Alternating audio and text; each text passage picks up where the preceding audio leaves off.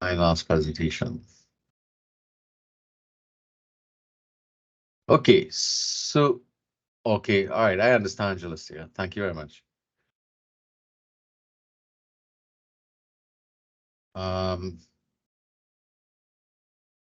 Right, so this is the last chapter that I'm going to be presenting.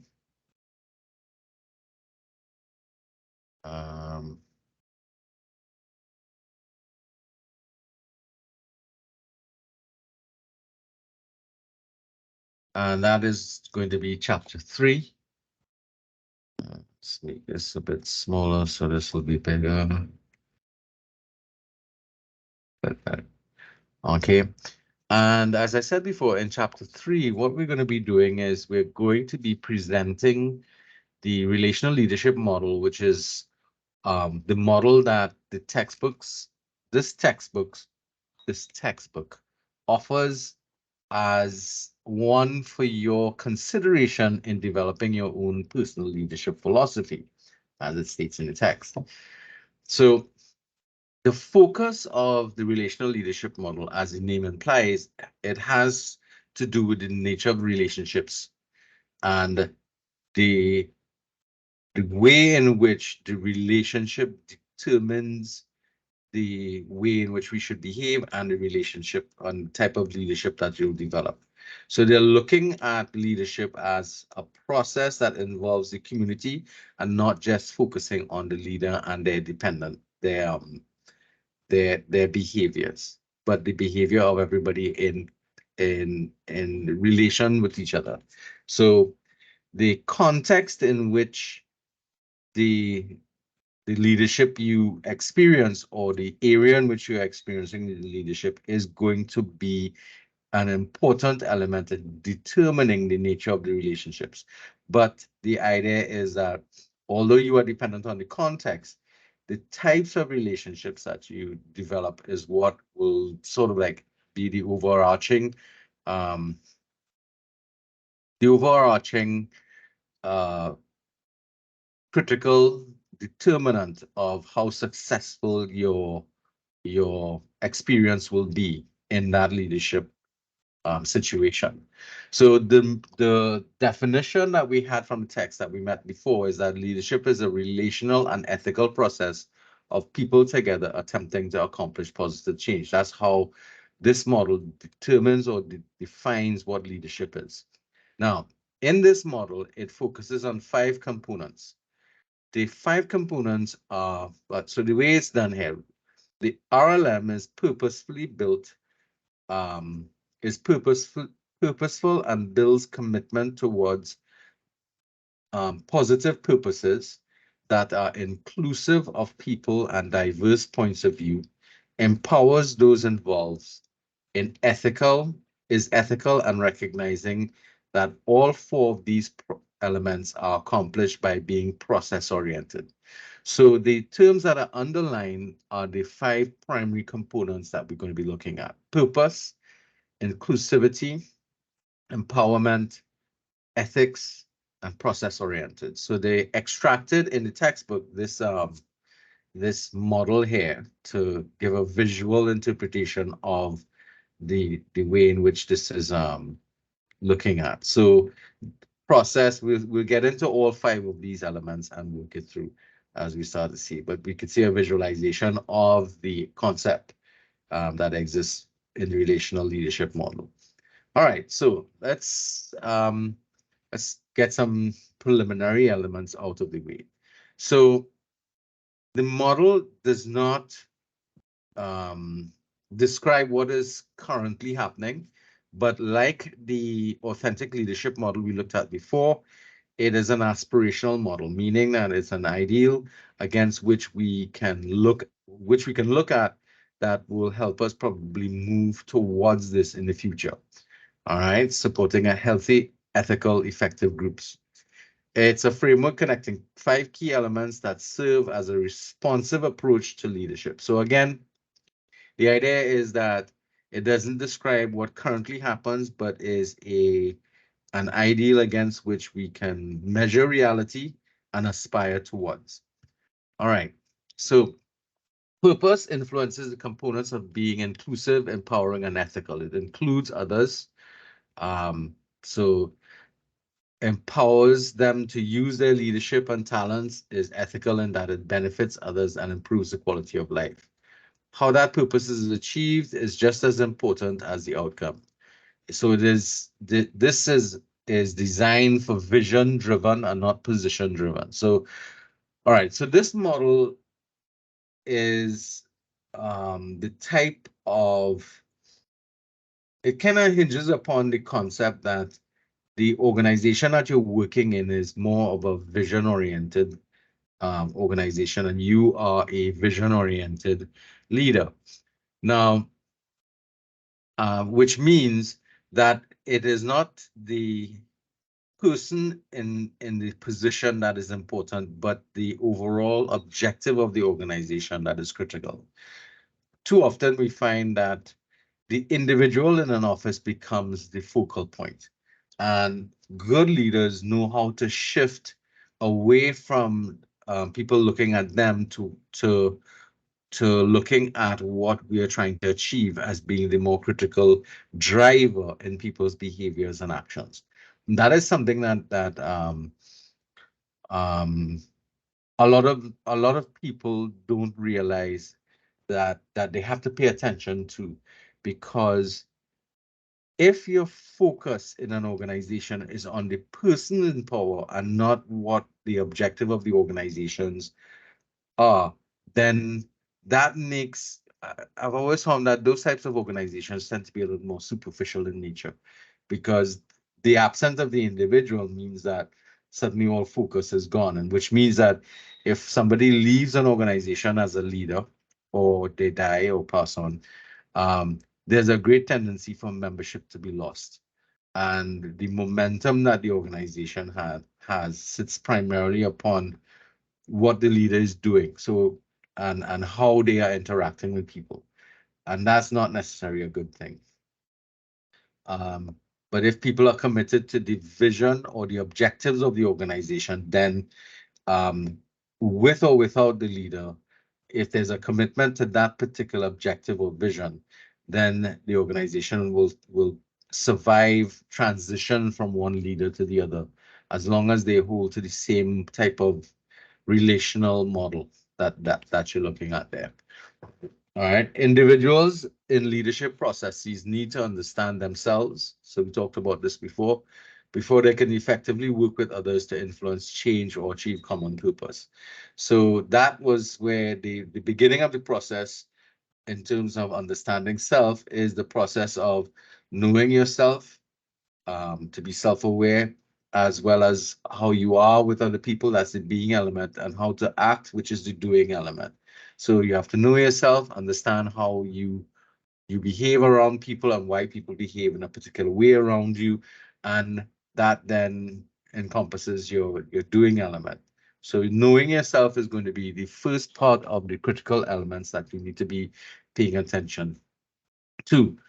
The knowledge you possess influences your ways of thinking. So if you think about the skills that you've acquired from an intellectual point of view, a lot of your personality and your confidence, your self-confidence comes from understanding that you are, not necessarily an expert, but you have competencies in particular areas or qualifications. So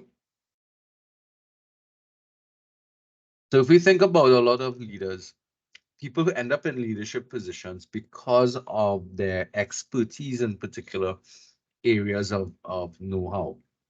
So, which is one of the reasons why executive members of organizations have a tendency to, have to have master's degrees or PhDs, that type of stuff, because they need to exhibit to the individuals around them that they have sufficient knowledge that gives them credibility and well, yes, credibility and influential and influence, because they're speaking from a position of knowledge, and they know what they're supposed to know what they're doing. All right. Now that's just in terms of what you know, in terms of what's in your intellect. but also your actions will start to show what you believe. So understanding yourself from the point of view of your own personal beliefs, your ethical structure, or your ethical values, those are also going to become very visible or transparent when people start to interact with you. And those things will start to influence your behaviors. So that pattern of influence is affected by that knowledge and so forth. So it's more of a circular development for individuals, because the process of knowing, being, doing, it doesn't just happen once and you're done. It's a continual growth process. I think of it not so much as circular, as spiral. And you can spiral both inward or outward, depending upon how how things go. Because sometimes we spiral inwards as we get problematic, and we get closed off from people sometimes, and we could spiral outwards where we are increasing our knowledge base, and we are adopting and adapting to um, more positive types of influences around us, and therefore we begin to exhibit better behaviors, better beliefs, better value systems that help us to move on. So Palmer uses the phrase head, heart, and practice. So it describes the paradox in teaching and what happens when we keep the head, which is the intellect, separate from the heart, which is the being, and even further separates from our practice, the doing part. I really like this metaphor that Palmer used here, because it speaks to a lot of my experiences as a teacher, because he's writing from the perspective of looking at teaching practice. And this is one of the areas that might be easiest for us to look at, because we've all experienced circumstances in knowing of being in classrooms. So you can think back at maybe your own experiences as a student, or if you've had the opportunity to teach, to think about your own behaviors as a teacher. So good teachers start from a position of knowledge. They have to know what they're teaching. You can't or ought not to be teaching things you're not familiar with, and you have a lack of training. And there is a vast difference between just knowing things from us at a student level and at the level required for teaching purposes. Because if you think about a lot of the things, if you ever really think about it, and I'll give you my personal experience here. When I first started teaching, I didn't have the benefit of teacher training when I first started teaching. Much like most teachers who are thrown into the teaching service, they often find themselves in teaching positions because they have a degree and they're given subject matter. But fortunately, what tends to happen is that a smart principal will position the person to teach in lower forms so that they can minimize the damage that you might do. But it still means that before you start teaching a subject matter, you need to have a great deal of knowledge about it. But your knowledge has to go well beyond what the absolute information that the person who is, or the content that you have to deliver. So if you're delivering content about something, you have to know lots about of how those ideas were arrived at to be able to teach it. If you think about now, one of the first subjects that I taught was accounts, and when I was teaching accounts, I had done accounts was more on the periphery of my knowledge base rather than a mainstay. My mainstay was economics, but I did do a couple of accounting courses in the course of my degrees. And the issue that came up was I didn't really know enough about the origin of some of those accounting practices, nor was I ACCA certified at the level. But then I was only doing accounts at Form 3 and Form 4 and Form 5, which is back in my days, what we call the O-level period. And not having that amount of information led to some serious problems. But what I was able to do was, though I was lacking in terms of information, it meant that I went on continuing to learn and keeping on trying to find out more. So that's one of the great things um, about a leader or anybody in leadership positions. When you don't have sufficient knowledge, you can develop what is called, as I said before, I used this term before, responsible knowledge, which means even though your specific qualifications did not lead you down the path of getting all of that information, it doesn't mean that you just sit there in a vacuum or in ignorance. But you know already that you have the tools, which is what a degree is about. When you earn a degree, you have the capacity to go and learn things on your own. So obviously I went about trying to understand more, reading wider, getting to understand the application of the things, because that was the most important element that I felt was important to my students, that they can make a link between the theories that we were looking at, or practices or procedures we were looking at in accountancy, and understanding, well, why are we using these things? What is the application immediately in the life of individuals or businesses and so on. Now that has to be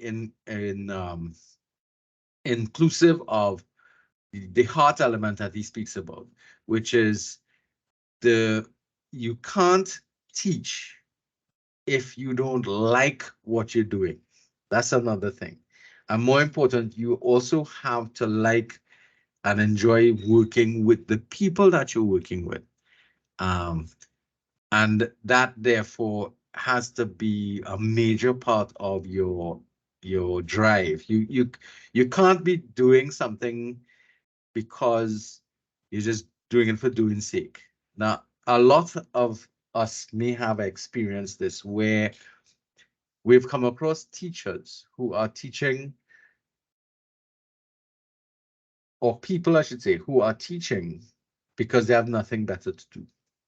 Have any of you all had that experience before, or got the feeling that you had people who are teaching who really don't want to be teaching, but they're doing it because it's a job?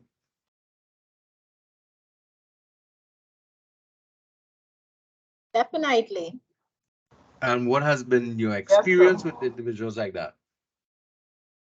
Do they make themselves into being good teachers?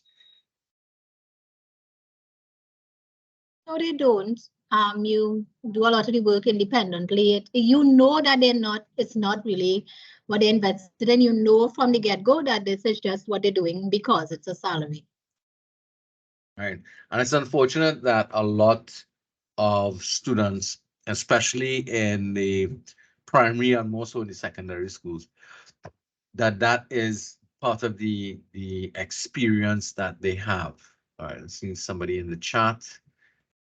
All right, so Renata is just agreeing. Thank you. Um,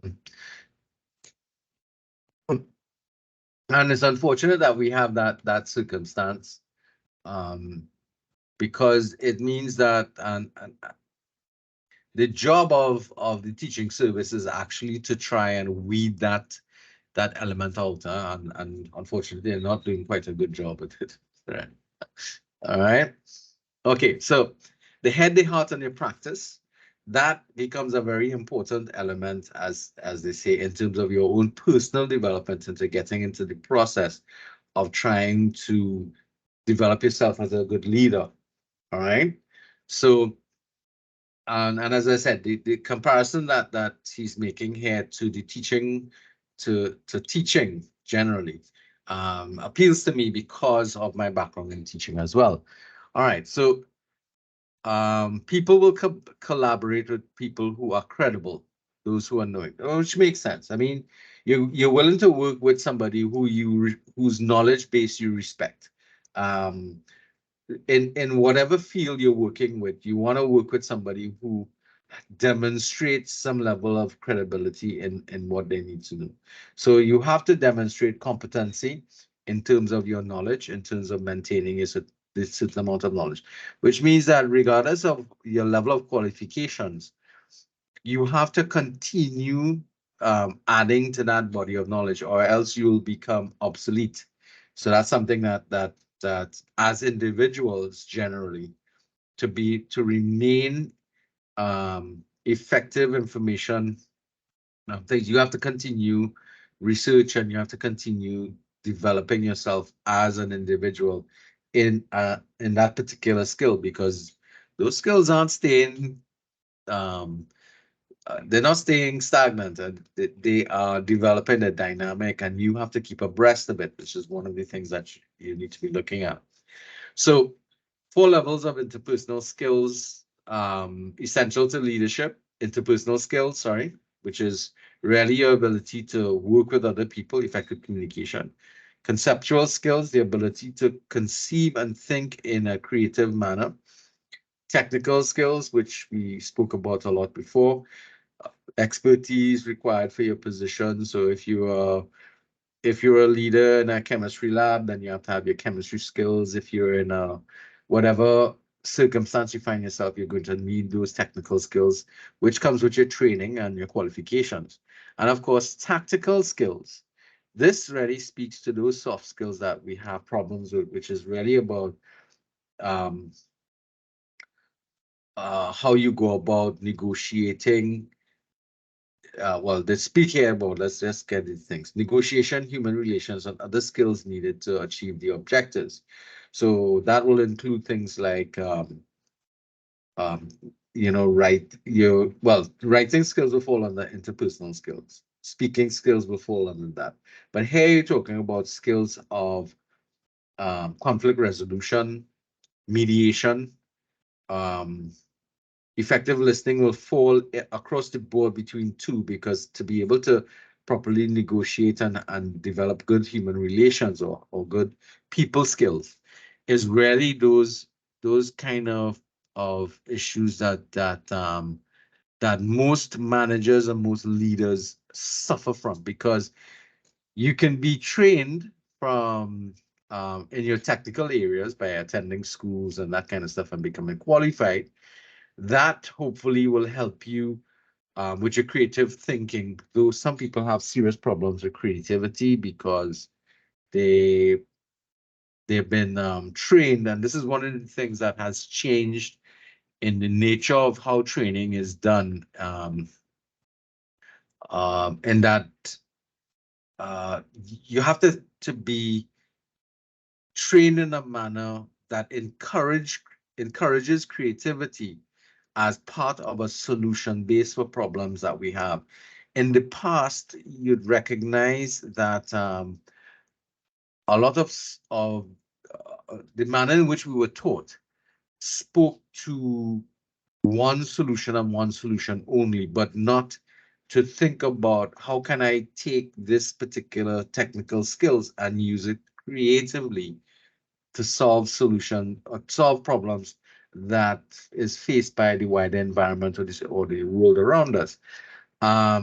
So of late, for example, one of the focuses of the education system over the last 10 years or so, 10 to 15 years, is a focus on creativity and entrepreneurial skill. And that when we speak of entrepreneurship, we're speaking of entrepreneurship from both the business aspect and the creative aspect. So it's entrepreneurship and intrapreneurship, and then they talk about social entrepreneurship, and the other elements of entrepreneurship, because what they're speaking about here is to take whatever skills you become credible in and utilize those skills in trying to utilize a wide range of skills to be able to conceptualize solutions to problems that we face collectively. Now, so though you can be trained from a technical perspective, and currently most degree programs try to assist with the development of creative thinking, the development of communication skills is also a kind of tricky area, because that and your tactical skills become kind of linked to each other. Most managers or most management programs, especially those that focus on the development of specific, let's say hard science areas, they don't look at those tactical skills as being as being important. And I remember Professor, oh God, I can't remember his name now. He was responsible for the development of UTT. And one of the times he was doing a graduation thing, he was talking about the problem in engineering wasn't the technical skills, but the problem with what he referred to then as the soft skills of individuals in charge of those programs, their inability to communicate effectively with people, to understand human behavior and develop healthy relationships was a serious problem. Mr. Nanku, welcome.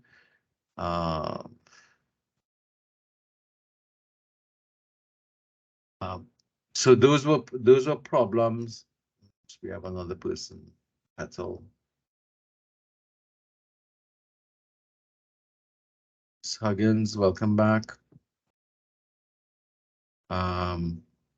So he was talking about that the paucity of skills, especially among engineers, in their negotiation skills. So again, these are the 4 levels of skills required for leadership, and it means therefore that none are unimportant. They're all very important, and this is part and parcel of the knowing, being, doing element, because the responsibility of developing these skills lies with the individual themselves. So evaluate yourself in terms of your capacity, in terms of your technical, conceptual, your interpersonal and tactical skills. As leaders, you need to be looking at that element. The being means knowing what values and attributes define you as a leader, which is, this has to do with your belief structure.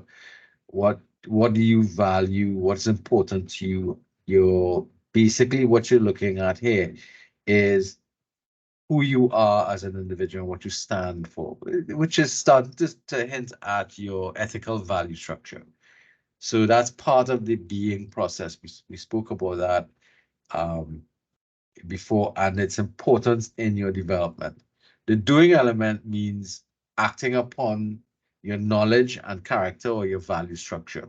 Those are the 2 elements that they speak about in the doing element. Doing attempts to produce results, accomplishes the vision, creates change, and influences others to act. Those are the things that we need to be paying attention to in the model of the knowing, being, doing element. All right. Now, I don't know how many of you have ever experienced this, but working with people who fail to act because everything is not set up perfectly is one of the most frustrating experiences you'd ever come across, because it means that you have competent people, they know what they're doing, they can communicate well with other people, but they simply fail to act in the organization or in doing anything because everything's not perfect. And that means as a leader, what ends up happening is you get nothing done because you're waiting for the ideal circumstances to arrive or to be set up in order to act. So in essence, what you're saying is you want everything to be perfect so that there's 0 defects, all right, no mistakes, which translates into we don't take chances, and that is not a good thing. Part of the learning process in doing things is learning by making mistakes. So leaders, and it means that if we see our leaders behaving in that manner, then it is likely to create that similar impact with us as followers. All right. So leaders need to promote learning. And how can they do that? They promote learning in 3 ways: through their own experience or through their own example of trying to learn new things, and which is one of the reasons why I don't know if any of you all have been in circumstances where some training is going on in the organization and your leader attends the workshop with you. So you're all in a learning environment together. That is for a leader, it's a humbling experience to be in a situation where the people who you lead see you learning alongside them. And that can sometimes be a humbling experience, and it's something that some leaders don't ever do. They don't see that as something that they will put themselves through simply because they don't want to look any less. But I've also known it from the point of view where if I'm sitting next to my leader and we're both trying to learn something together, the bonding experience and the trust that you develop with leaders who basically are at, we both come down to the same level with each other and we're working through problems, doesn't mean that I think any less of the person. In fact, I thought more of them because of their willingness to show that level of vulnerability of saying, okay, this is new to me. Let's go through this together, kind of situation. All right. And of course, the second element is learning together or through their own exercise or experience of learning by helping others to learn. So if I have certain experiences or training that others don't, then I share my learning with other people by helping them to understanding and by shaping and contributing to a culture that promotes learning. That is primarily where leaders can work into that environment. And I remember working with one of the presidents of the college where he didn't do the first element, through their own learning, but he did help us to learn a lot more by providing lots of opportunities to develop our knowledge base on certain things. It was really, really, really nice experience to go through that kind of training and development. So being purposeful means having a commitment to goals and activities. So again, the relational leadership model is focused on what are we trying to do. And we can't get there on our own, but we have to get there through working with other people. So it's going to focus its attention on that. Creating positive change means working hard towards resolving differences among participants, finding a common direction, and building a shared vision to improve the organization or enhance others. Now, one of the biggest challenges that leaders are always going to face is the challenge of whether or not we're all walking in the same direction in an organization, be it socially driven or business driven. The objective that we want to get to is something that a leader has to be able to get other people to buy in, because without buy-in, there is no commitment, and therefore there's going to be antagonism in the organization. So we have to be able to get together and agree upon the vision that we want. And there's a group of you that's going to be looking at vision, the power of vision and mission statements. And we're going to be looking at the tools necessary to help develop that. But it's critical in the relational leadership process that the purpose of the organization or the purpose of the exercise that we're leading is clearly defined and is absolutely clear to all people in the organization, from both the top to the bottom of the organization. It means everybody needs to know we heading left or right and why we're going left or right. All right, why are we doing what we're doing? That is going to be the biggest problem, because if we can't agree on where we're going, then agreeing on other things like how we're going to be going is going to be even worse. All right. This is sort of like, again, you're in charge of a group activity. Let's say you became a de facto leader in one of those group projects that you've done for your course or your subject area, and you keep on having this problem where nobody's agreeing with any of your suggestions that you take, and chances are it's because they don't see the purpose of what you're doing and why you're doing it. Any of you have experienced that type of circumstance in doing group work in the past? No, it's always been clear sailing. All right. So to be able to check on that, one of the things you can do is that all members of the group need to be able to articulate the purpose of the organization and use that goal or purpose as driving force. That, as I said, is an essential element in relational leadership. You, as a leader in those circumstances, need to ensure that everybody is on the same page, moving towards the same objective. All right. And there are two types of vision activities that they speak about in the textbook. And we have to understand which one works best in the circumstances. Is it a personalized vision or socialized vision? So what personalized visions are those that refer to a person, an individual, your vision, your personal vision of what you want to do and how you want to go, your dreams and your plans. And basically what you do is that everybody is ascribing their behaviors and their choices towards your vision of what you want the future to look like, personalized visions. The participants in that organization working with it with somebody within an organization with personalized visions will have very little choice about where they're going, what they're doing, and they simply have to follow that vision and try and develop some sort of connectivity to that personalized vision.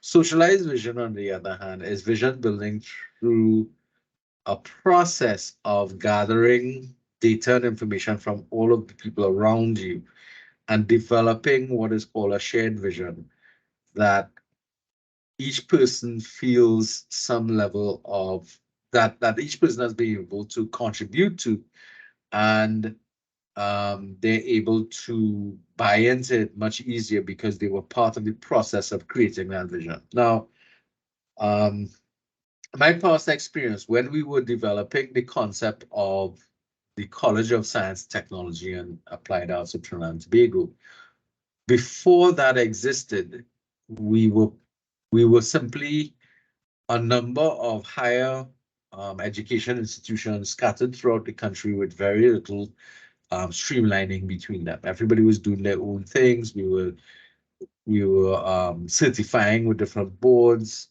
You know, sometimes the left hand didn't know what the right hand was doing. So in the latter part of the just before the millennium timeframe, 97, 98, or before that, we were working on something called the National Community College committees in all of these tertiary education systems throughout Trinidad and Tobago. And I remember being on part of the steering committees for that. And when we were developing back then, we just simply called it the National Community College. We were developing the concept. We involved everybody in all of the organizations to make contributions to what we saw as the vision of the college 10 years, 20 years, 50 years, 100 years down the road. And when we created COSTAT, it was something that was a socialized vision. So we had a lot of people who from all of these organizations who left and went into COSTAT, whereas there were other people who were disappointed with the vision and left and created other organizations in the tertiary education landscape in Trinidad and Tobago. But I remember the process for developing the socialized vision of Trinidad of tertiary education was one in which there was wide consultation. It was a long and tedious process, but it was probably the best thing that we ever did. Because we got a very good idea of how different people viewed the education systems that we have in existence in Trinidad and Tobago and some of the major gaps that have to be dealt with. So you get better buy-in and better commitment when you're dealing with people who shared in the process. Anybody coming after the fact who did not share in this program of development, it is going to be incumbent upon you as well as older members of the organization to socialize the newcomers into this vision, because that is part of your responsibility now. in the model. It is important that you acclimatize the newcomers into where you're going, why you're doing what you're doing, type of thing. All right. So effective leaders don't just impose their visions on others, they recruit others to a shared vision, especially in the times that we're working with. Ideas or organizations coalesce around an idea, not an individual. It's more about what we're doing and why we're doing it, not who's involved, though that has an impact as well. All right, leadership is a partnership. That's a critical thing that we're looking at. Being purposeful with a group vision that includes a positive change effort helps set priorities and makes decisions congruent to that dream. So when we get involved with organizations, we don't get involved with organizations because it's a selfish thing. We get involved because there's a better future that we are creating or we would like to create. I mean, how many of you all here are in organizations that have a vision that excites you? Or are you aware that your organization has a vision and mission statement? Anybody? Come on, you all can't be working in these dull places. For those of you who work. All right. So you're all members of the College of Costa. How many of you all have ever looked at the vision and mission statement of the college?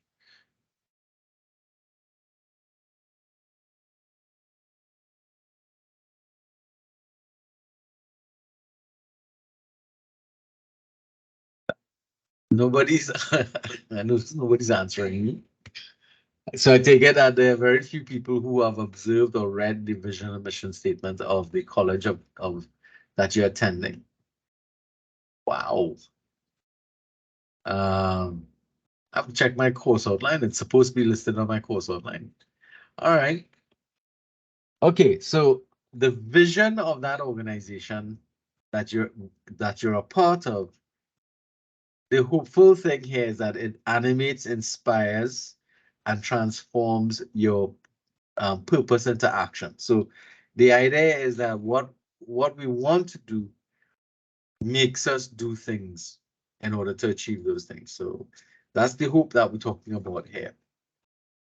All right, to be motivating, a vision must be a source of self-esteem and common purpose. The core of the vision is the organization's mission statement, which describes the general purpose of the organization. So, as I said before, there's a chapter that's going to specifically focus on the function of vision and mission, and it's going to try and push you into that direction. All right. So the vision is not what is critical, but the vision is what drives us.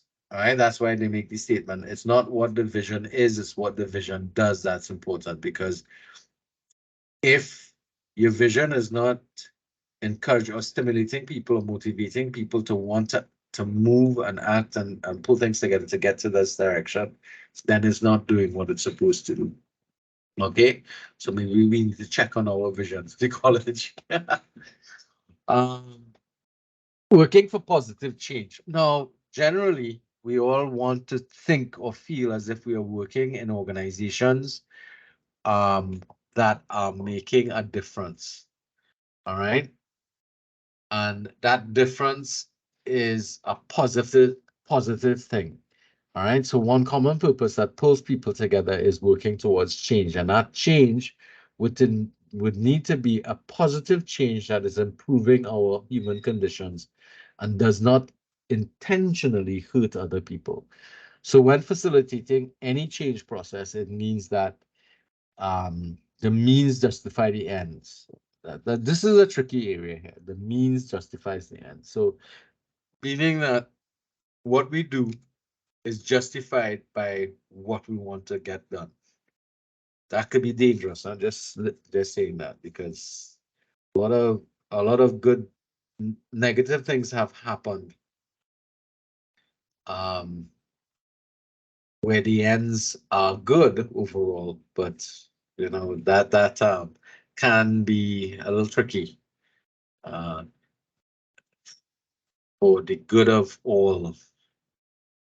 Doing difficult and possibly dangerous things can be problematic when we use that type of concept of thinking. So I have not actually read it. Oh, okay. I think that has to do with the question of the all right. So, you know, just out of curiosity, let me pull it up, and I have it on one of my other. I can get to it faster on a different document because I know I have it there.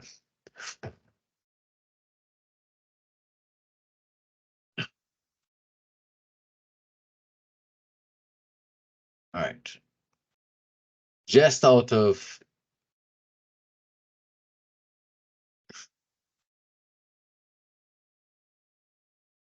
do I have it there? Unbelievable. It's supposed to be on my course outline. It's supposed to be right at the top. Oh no, they changed this the other day. Oh, for crying out loud. Better yet, it should be on the website, not so?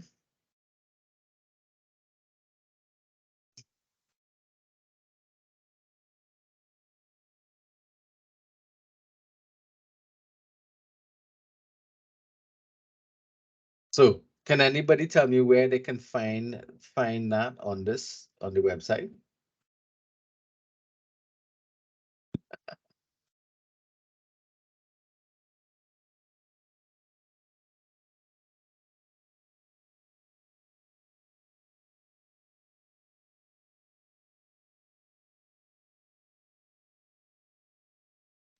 Lots of things here.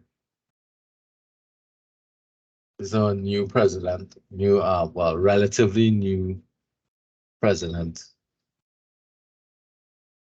All right. So the thing about it is that you are, it should be here on our institutional profile and stuff like that.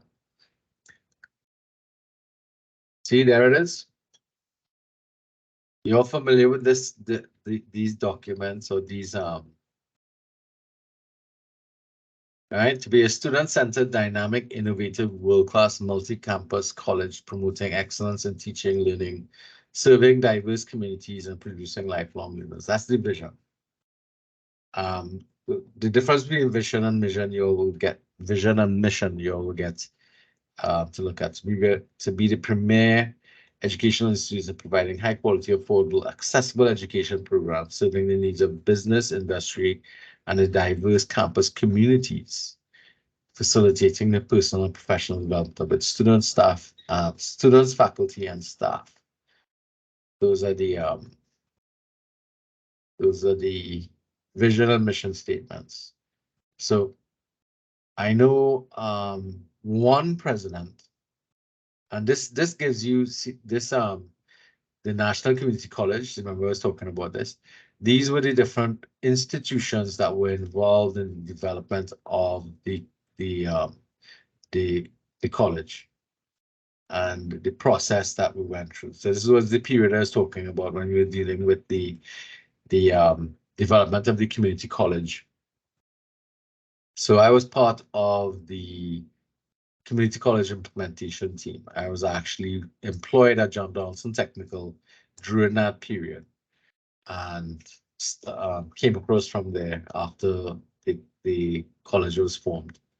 I was back in, I think I made a shift over in 2007 or soon after that. And from since 2000, I've been around with that. Anyway, left that alone. Let's go back to our presentation. So get to know the vision and mission of the college and that type of stuff, so that next time you wouldn't have to deal with that. So the idea is that you want to be involved in a change that is looked upon as being a good change. We don't want to be part of negative things, right? I mean, that general human nature is that we are convinced that what we're doing is for the good of all mankind. And when you're working towards change, and I remember when we were dealing with that same issue with the transition of the college away from the tertiary education background, away from what existed, it proved to be a very difficult thing. In fact, a lot of my colleagues from the teaching service who were part of John Dee left didn't go with the college, and they left and went back into secondary school because they didn't trust the process moving forward. So the process of change requires a process of dismantling the structures from before, making the change, and then reset. Now, so the theory that we were looking at back then was the cycle of unfreeze, change, and then refreeze. And this unfreezing has to be caused by a trigger event, and that trigger event means there's something that is causing us to have to change. So the trigger event. So, for example, our math. I can't tell you how quick it was that we moved from live classes to online classes. The trigger event in that circumstance was the pandemic that took place, and the movement from live face-to-face classes into the online environment was really, really quick. Within months, we had to make transitions.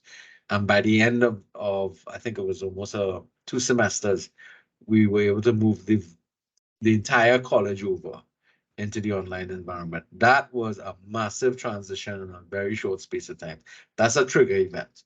What triggered the event of the creation of the college was the issue of resource wastage in terms of having all those institutions working towards tertiary training, and a lot of the training was becoming obsolete based upon because the amount of energy or money being spent in each pocket was not leading to standardization of the training that was coming on, and that was a problem. So unfreezing may also occur when external policies change or when new laws come into being. Those are the things that affect change. Unfreezing makes it possible to address an issue or policy that has not commanded the attention of those who have addressed it. So, for example, there's a lot of, for those of you who might be familiar with this, there are a lot of legal, there are a lot of laws in Trinidad and Tobago that are irrelevant in the sense that they always talk about the need for legal reform. And part of the problem or part of the issue that if you speak to any lawyers or you have any sort of background experience in legal matters, is that a lot of the laws are no longer relevant to the world around us today.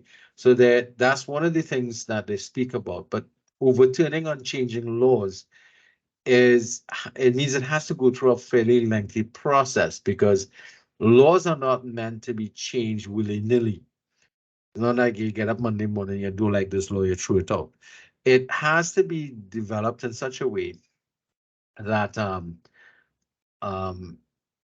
the laws can encompass the nature of life around us for fairly long periods of time. But because of that safeguard that was put into the legal system, because of that very safeguard, a lot of the laws in existence are no longer relevant and therefore need to be changed. So there's some things that we could talk about in relation to that. All right, so now and even after the change is implemented, it would be an error to refreeze. Now, and this is something that that had to be kind of drummed into people, is that change is the most constant thing in life. The only thing that is constant is change. I remember we used to use that phrase a lot. And in fact, one of the books that helped us to kind of get around it that we were reading at the time was if you've ever come across the publication called "Who Moved My Cheese." Anybody ever heard of that title?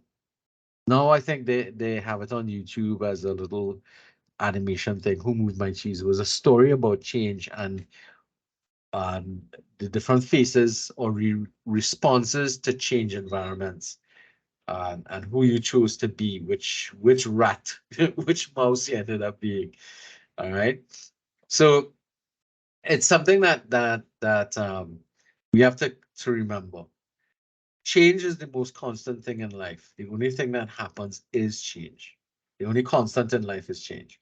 So rather than an organization making a change, dismantling their organization, making changes, and then freezing it back in a new structure, the idea is instead of refreezing, create it a little slushy, which means it stays it stays flexible and is able to move much quicker in the future to changes that would impact its objectives and so on. So it remains slushy so that you're not you're not stuck in one thing. You become more malleable as time moves forward, which I had to say is one of the things that I found Costap was able to do.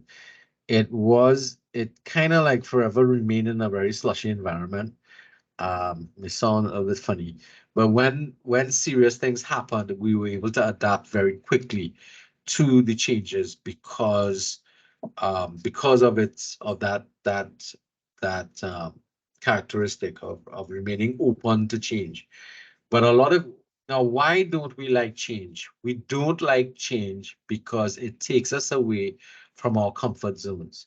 We don't like change because it means the world around you, especially the world in your working environment, becomes unpredictable.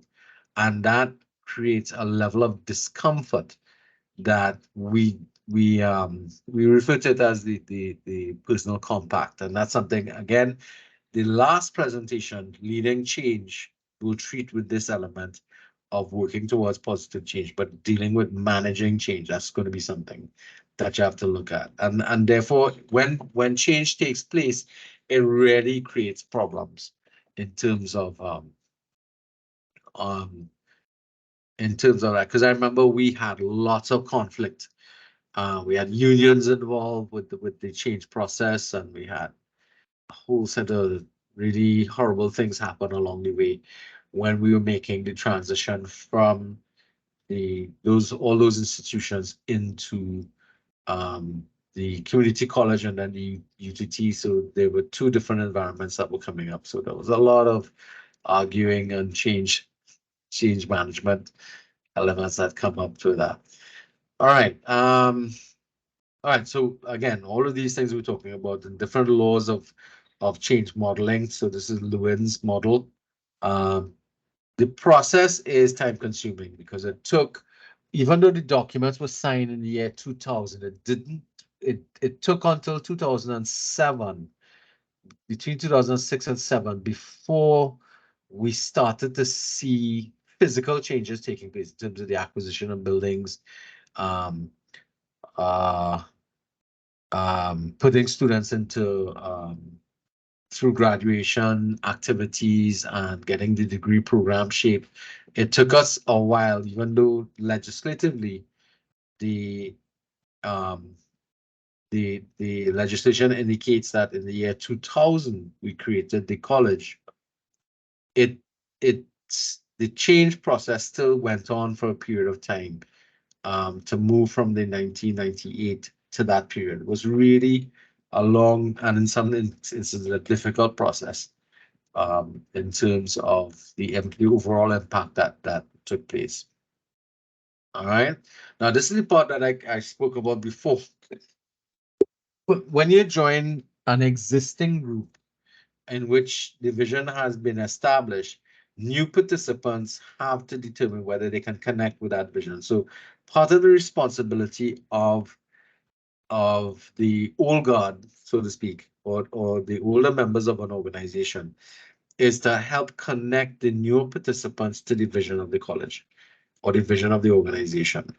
Because without that connection, the new people coming in whose influence you want, because you want to get new perspectives, different perspectives, and so on, and you want to get new energy brought into the organization. If they can't see that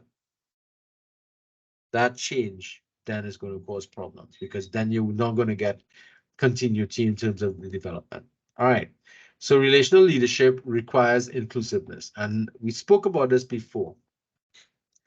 Um,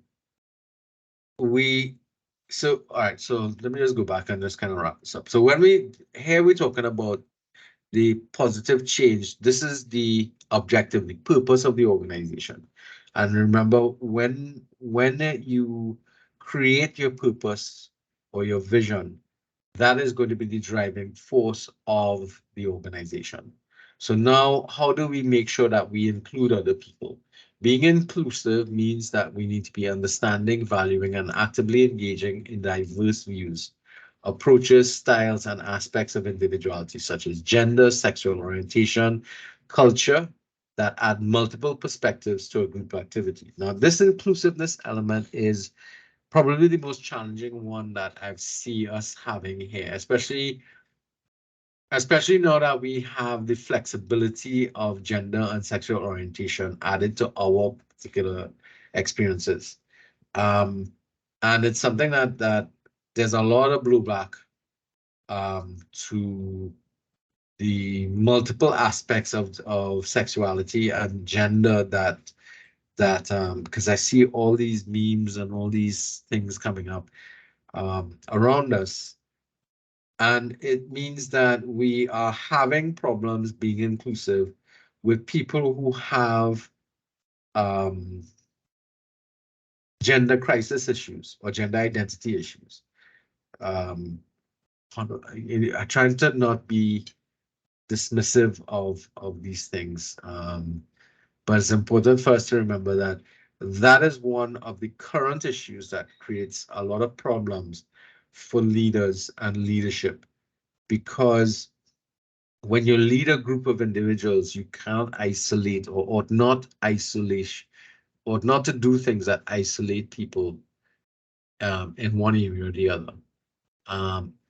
Because without those individuals, there are perspective issues that we suffer from, because we are not looking at it at our purpose, goals, and activities from their perspective. And we are unable to do that if we keep on excluding those individuals from the main grouping.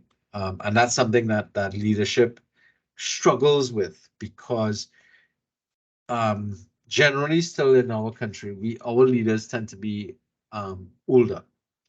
And because they come from those backgrounds where there was more stringent control of understanding what leadership was about, and the way in which it is practiced, there's a great problem with leaders being more open-ended and open nature in their approach to people's points of views, and therefore it creates issues being inclusive. All right. It means trying to understand how different groups or individuals approach issues from different perspectives. Now, this is almost an impossibility. Yeah?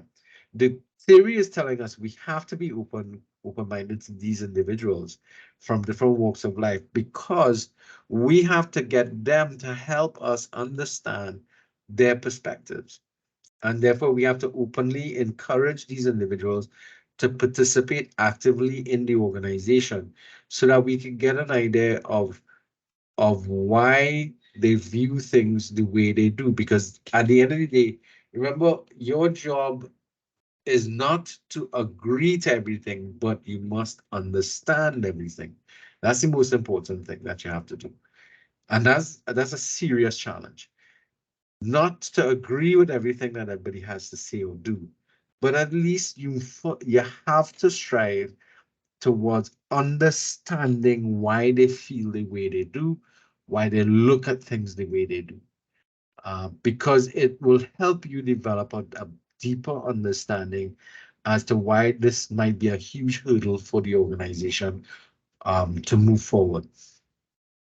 if you maintain the blinkers on and you don't pay attention to what anybody else has to think or say, then there's a great likelihood that eventually when your blinkers fall away, you'll find that there's nobody else with you in the organization because your organization has lost its ability to appeal to people with different views. And that's a problem that you have to continue to face, because along the way you're going to lose people. All right. All right, so it means thinking of networks and webs of connections instead of seeing issues and problems as isolated and discrete. So this is again, it's a mindset change. You have to be looking at inclusiveness to be able to help develop your network. And those networks are designed to try and help find solutions to problems that exist. So that's something that you have to develop skill for, because being inclusive embraces having the skills to develop the talent of members so that they can be readily involved. And this is important. I mean, if all you see in somebody is the fact that they're gay or that they are transgendered or something like that, and you will not be able to um, get them to use their special skills to help you get something done.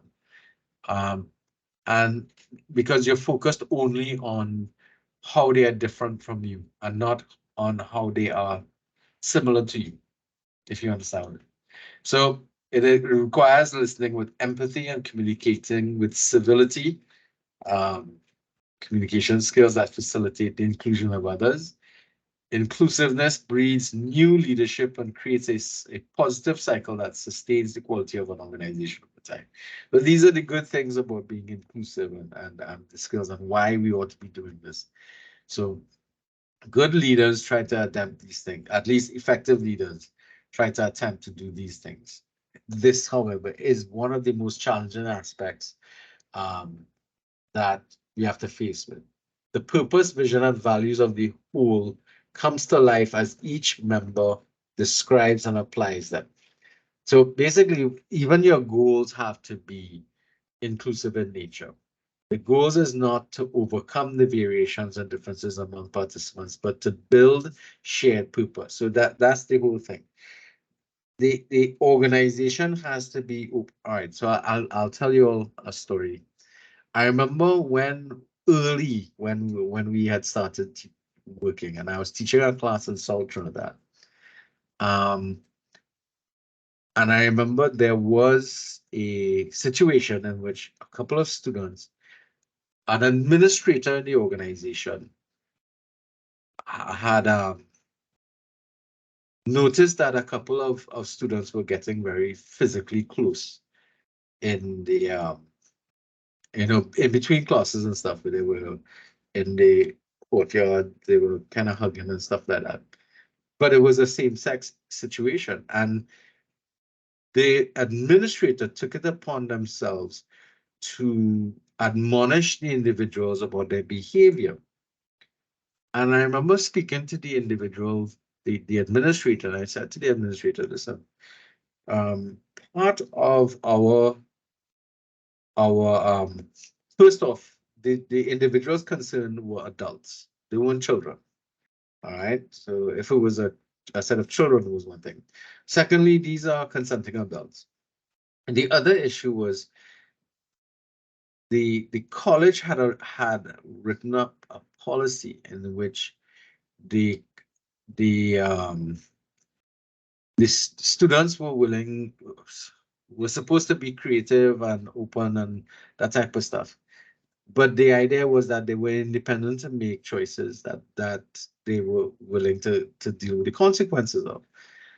So the college couldn't tell somebody, and ought not to tell somebody, about their lifestyle choices. And this administrator could not and did not agree with that policy and was fighting with them. And I remember back then we had a lovely lady who was in charge of student services called Dr. Merle White, and she met with the administrator and said, listen, the And she always, because of her age, of course, we used to call her Madam Hoyt, Dame Hoyt. She was adamant. She said the children are free to choose what they want to do.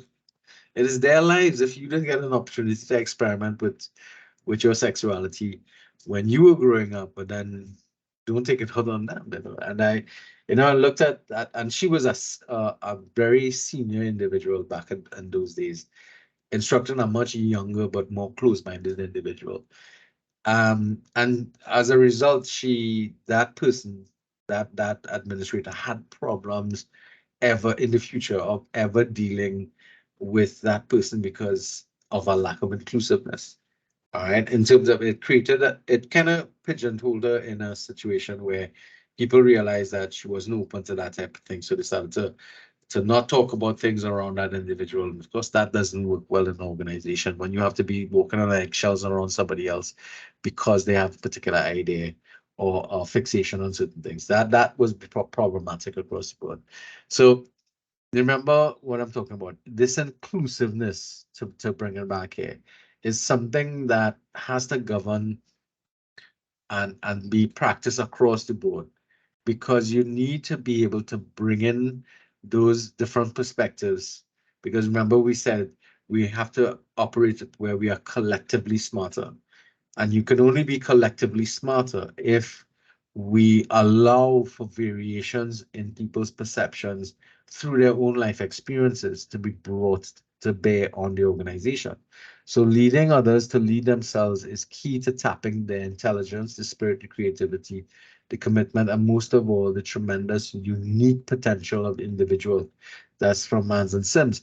Now, the thing about it is that if you want to get that variety of input, then you have to be open to a variety of different people.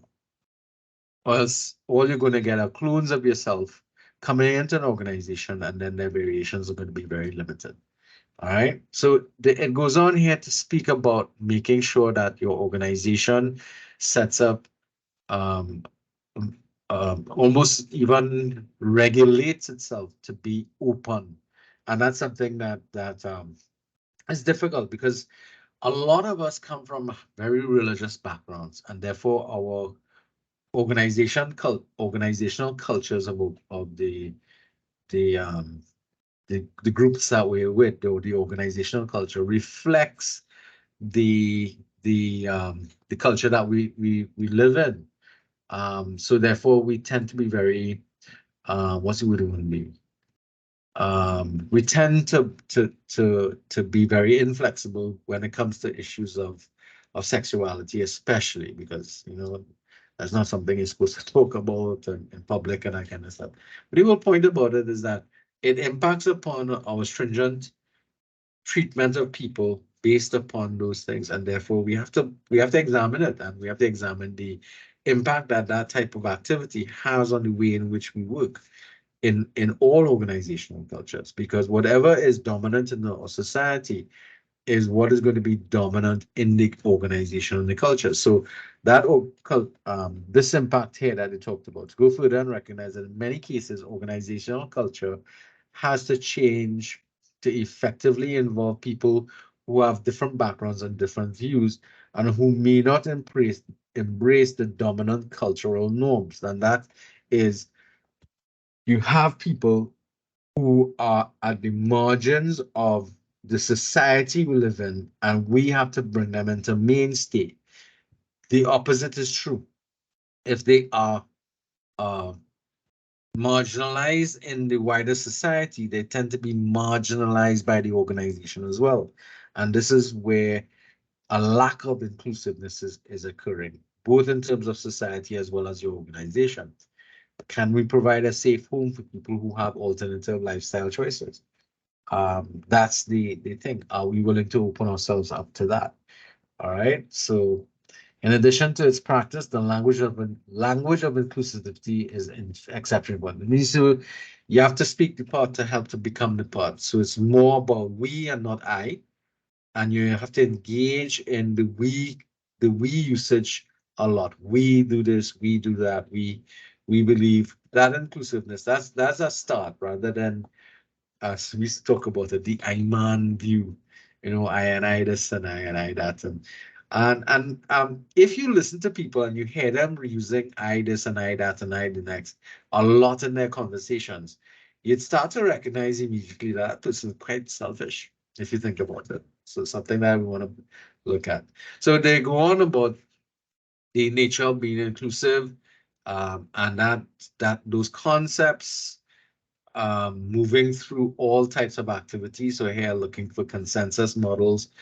Um, so groups will benefit by examining practices that might block inclusivity. A group might be so accustomed to voting on every decision that it is alienating members who find this process uncomfortable.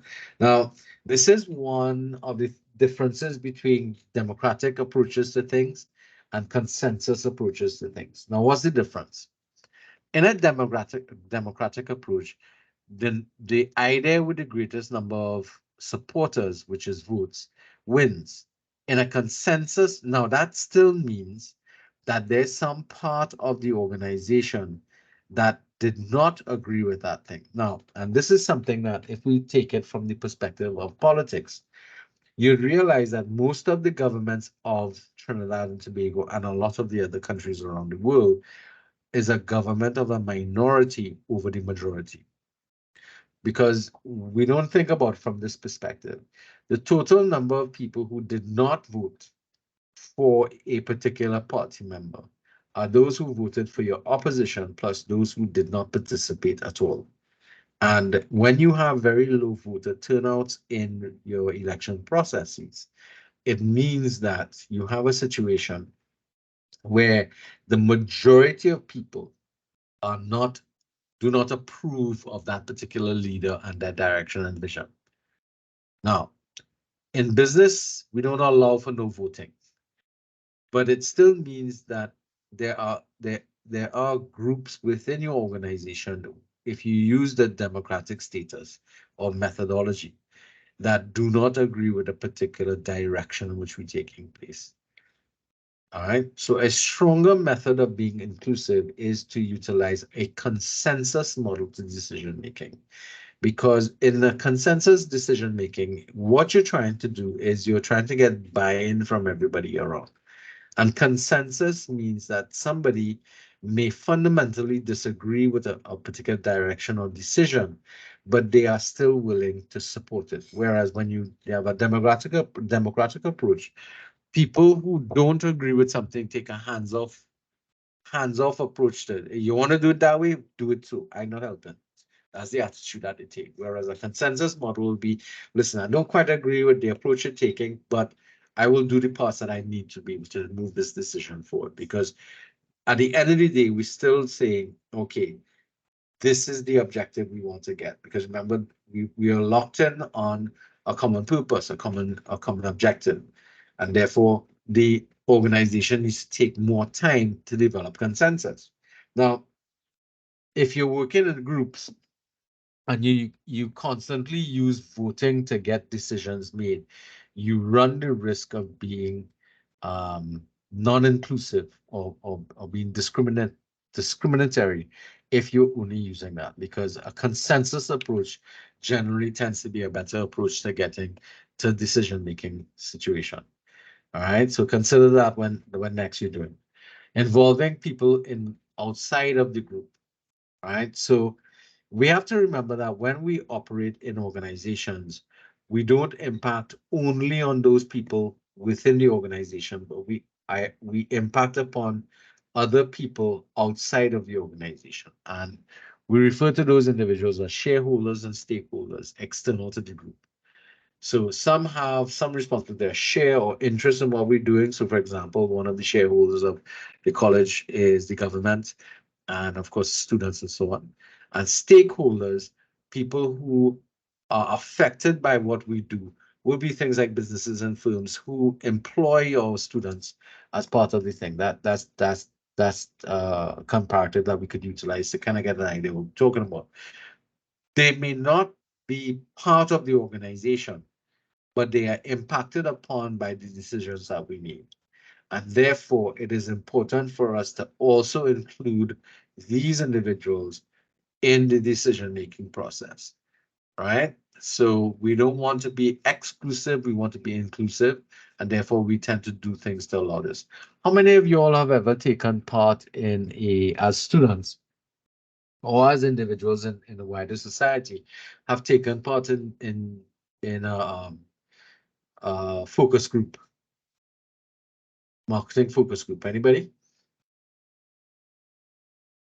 We run them a fair amount of time. It might be interesting. We run them a fair amount of time in COSTAT whenever we are trying to navigate some change or try and get some information. We run a couple of focus groups where we bring in representatives from students, from faculty, from staff and other things to get ideas and get a feedback from you guys, especially if we're doing something that has made a significant change to the way in which we're doing things. We tend to use those techniques.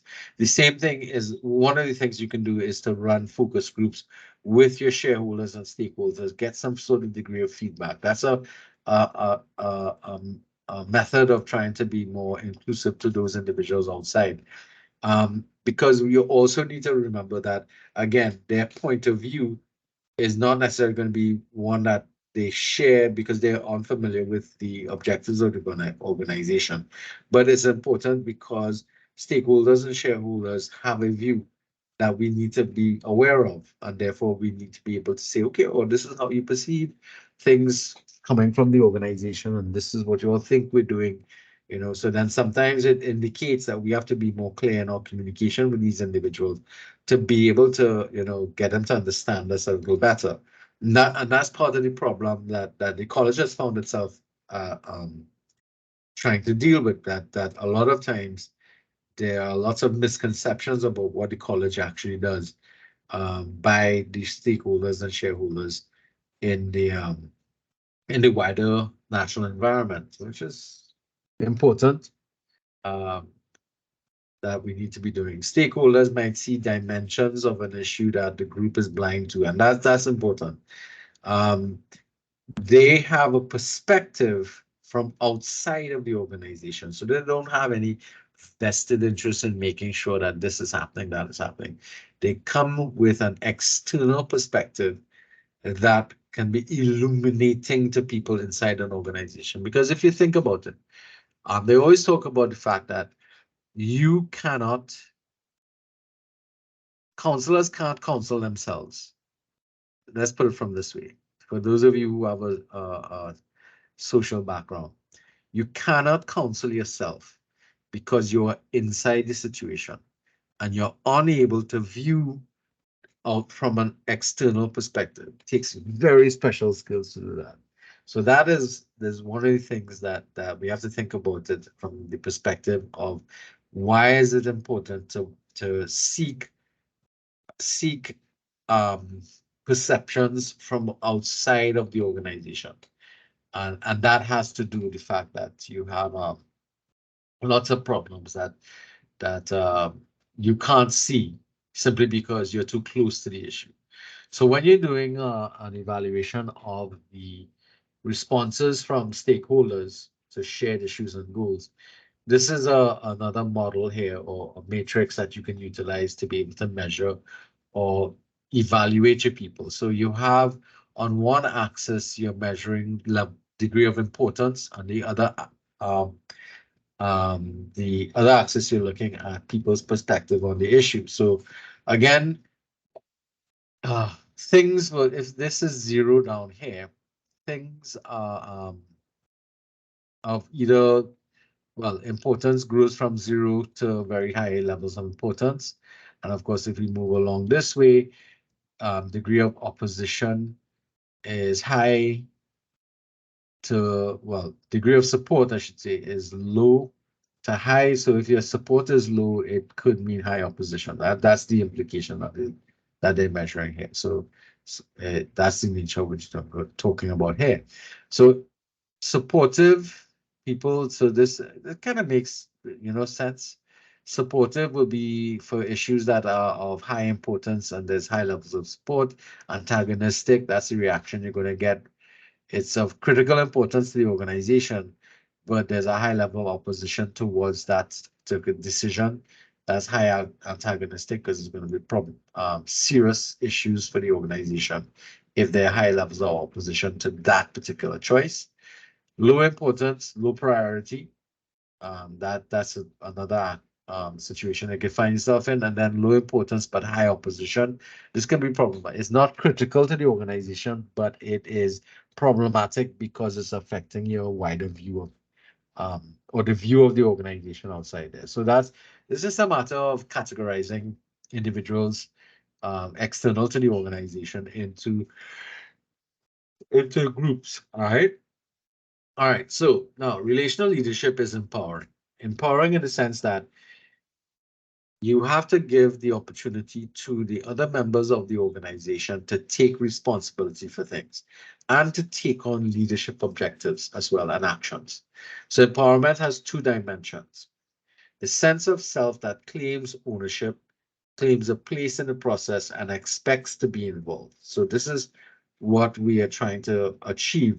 We want people to start to feel this way on their own, and a set of environmental conditions that promote the full involvement of participants by reducing barriers that block the development of individual talent and involvement. Now, so in order to create that sense of empowerment, we have to create the environment that encourages it. That is the nature that we want.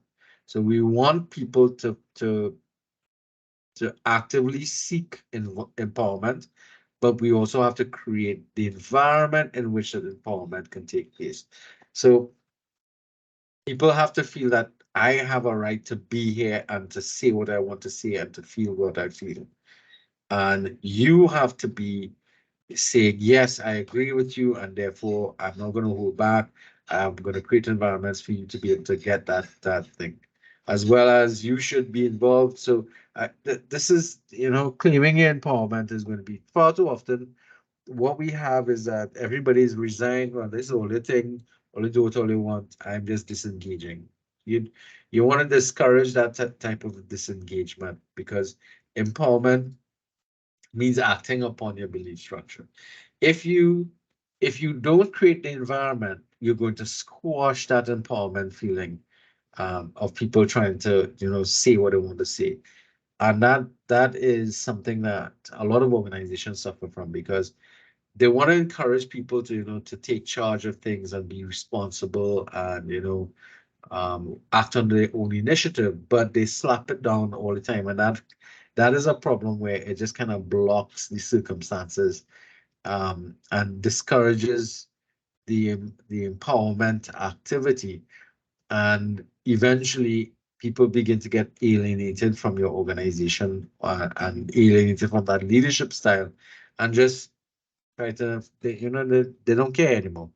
And that's part of the problem of the public sector or the public services.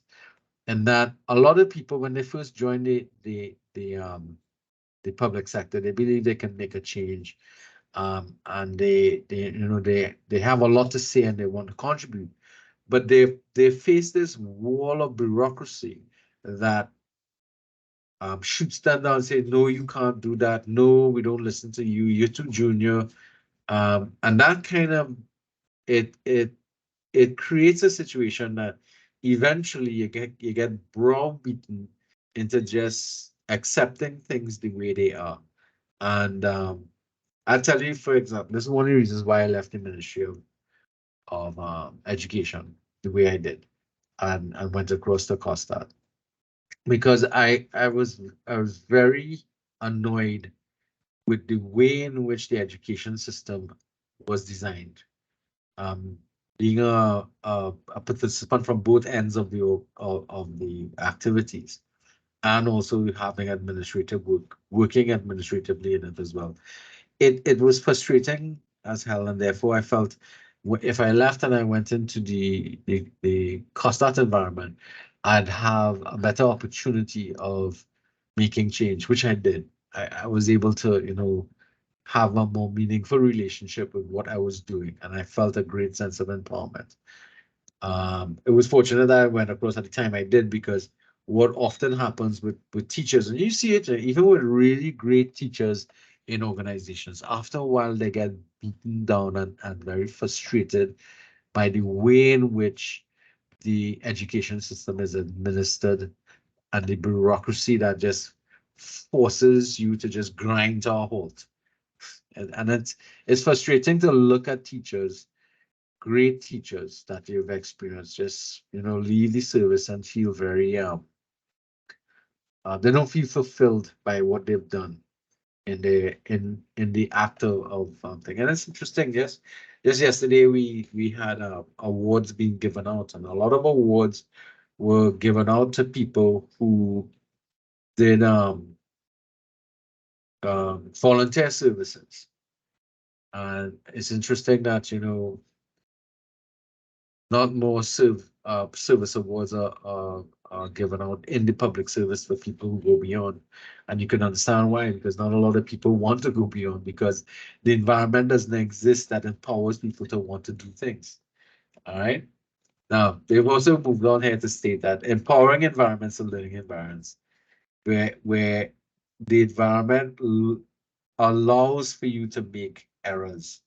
And a lot of organizations don't allow that. They don't allow you to make mistakes. In fact, when you do make mistakes, you're punished for it. And oftentimes, you're reminded, hey, when you did that, you're getting into trouble, and they use it as a point of ridicule, and in fact, to demote you and probably even hold you back from promotions within organizations. As you could see, you could see that happening in public sector organizations quite easily. Private sector, you can also have that happening as well, but it depends upon how leadership treats with your failures and your mistakes. If they're going to hold it up to you all the time and make you feel like 2 cents about it, then what's the point? That is not an empowering environment. Think about that from your perspective in the organizations that you might create in the future. So the root word to the concept of empowerment is the word power. And therefore, we need to understand power. Now, there is a chapter, as we talked about before, that is going to deal in a lot more, or should deal in more detail about power and understanding power dynamics. So I'm just going to go overview here what is power and that kind of stuff. So power has traditionally been viewed as a zero-sum game. You either have it or you don't. So conventional approaches don't allow for sharing. But of course, there are different types of powers that can currently exist among people. Power is a dynamic range of power over autocratic power, collaborative power, and collegial power. So there's a range of power that operates within organizations and among people. So this is where they talk about power over, power with, power alongside. Right? So think about it from that perspective. When we think of power, we're thinking of power only from the power of autocratic power, but you have other things that you have to pay attention to. Some approaches to leadership would go further and describe power from, referring to the authority and the power afforded to a leader from a group of. So this is where somebody feels empowered by a leader, for example, is free to make these decisions because they know that the organization agrees with this particular direction that we're taking.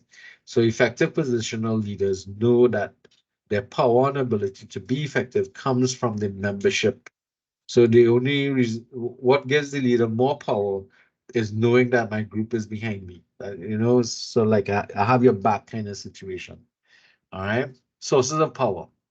So there are, and you'll be doing this in some more details.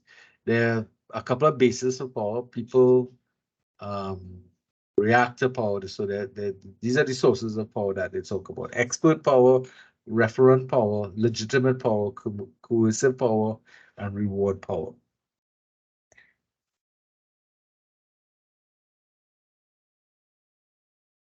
So expert power is power that you get because of your expertise. So your expertise either come from your training or a combination of your training, professional development, and experience. All right. When you get to certain levels of training and education, then people automatically begin to trust you as being an expert, and that's one source of power. Referent power refers to the nature and strength of your relationship between yourself and other members of the organization who look upon you. And this also has is a lot of times associated with your age, people thinking about how old you are and how much experience you've had. Referent power is often ascribed to the older members of an organization who have more experience than you do, and therefore they look upon you as being a source of information and expertise, and that gives you referent power. All right, and so your ideas and concepts will always be valued by the organization and other members of it. And legitimate power is the power that you earn or you get based upon the position that you have in the organization. So oftentimes this is referred to as positional power. All right. So you are the manager, or you are the dean, or you're the teacher. Those are the things they give you a particular type of power within the organization. But you have to remember one thing about power: legitimate power is fragile. If you abuse it, it's gone. Coercive power means that, again, generally because of your position in the organization, you have the right to administer punishment in the form of sanctions, removal of rewards or benefits. Those are the kind of things that you can do. So coercive power is one that ought not to be utilized very often in organizations that you're trying to develop shared movement with, simply because this is like the worst way in which we can get power, by utilizing some sort of destructive means. Reward power is the opposite of coercive power. It's because you are in charge of administering awards. As opposed to administering punishments, you are also you have the ability to give people rewards. So it could be raises, like raises, plaques, or special privileges, or intrinsic, like praise and support and encouragement. Those are the reward powers. So these are the sources of power that they talk about. And how you go about utilizing the power, that your power, I should say, in the organization and in the context of what you're doing, is going to be looked at, fairly clearly by your followership. Because if they see you behaving a particular manner, let's say you're doling out punishments all the time and that kind of stuff, that then they're going to start to treat you in a particular way, and sometimes people begin to get afraid of you, and the fear factor starts to come to bear in terms of how things are working with people are working with you. So they become, especially those that are reverent in nature, they become fearful of disapproval. People become fearful, and they're always seeking your approval, and that doesn't encourage, taking chances and making mistakes and stuff like that. All right. So this is where I would say confusing. Others may attribute some sources of power to you without your knowing what is happening. As for example, when someone fears your disapproval because you have referent power, and that is something that if you are abusing your power in an organization, that's something that we have to pay attention to, because that has been something that we have to really, really look after in terms of people in leadership position. All right. So in many cases, we give power away, and oftentimes we don't even know we're giving it away. So this is especially true when we don't think our opinion is of value.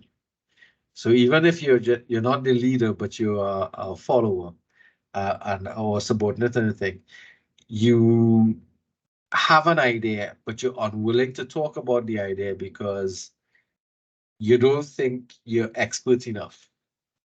All right. And that oftentimes, it's surprising. I have to say that it's surprising how many good ideas come from people who are not trained in a particular skill or piece of technology, but the idea comes from them because of that lack of what I call the burden of expertise, because they their their expertise is developed in a very stringent environment, and therefore they cannot look at the problem that we're facing but in that expert approach. So somebody looking at something from the outside can see things in a manner that we can't see, and therefore oftentimes, because we feel as if we're not qualified to speak or say something, we oftentimes shut up because we don't, we don't want to we don't want to sound stupid. Let's put it that way. It happens in classrooms all the time. But a good leader should encourage feedback from people regardless of their levels, because the way in which they view things is probably going to be different from people who are in the know or who are experts in the field. Sometimes we are given power that we don't deserve. So this may happen to you. Like the example here. You're in a group and you're dealing with an example, and you might be a communication major. So the expertise is that you are really good with writing. So we'll give you all the writing to do. The research and all the other things we will deal with, which may not be true, because you might be in a English major, but your writing skills are not as good. So sometimes you're given power, but you already have it. Power is not finite, and indeed can be shared and amplified. Now, a lot of people have a problem sharing power because they view power in a what we call a zero-sum game. And the zero-sum game is all or nothing. But for a good relational leadership, they will understand that power is something that you can share, and you can amplify somebody else's power, because that is part of the empowerment process. So some people look at when you share power as indecisiveness and avoidance of responsibility. Here we're seeing it as part of the empowerment process. And the more you empower other people, the more involved they feel, and the more motivated they are to deal with the situations that they're dealing. So as I said before, you're going to be dealing with power in another circumstance. So here's where we start to talk about the abuse of power. Because sometimes when you give power, or people have positions of power, because of their I don't know how they end up doing some of these things, they start to use that power for nefarious and negative things. And therefore, it is important to empower other people in organizations to help keep leaders in check. So here we could think of the Me Too movement, in which a lot of people brought to the attention in Hollywood of the behaviors of the directors and producers in Hollywood movies in relation to what they were doing to young actors and actresses as they were coming up through the thing, and referred to it as the casting couch behaviors. You're all familiar with what I'm talking about, right?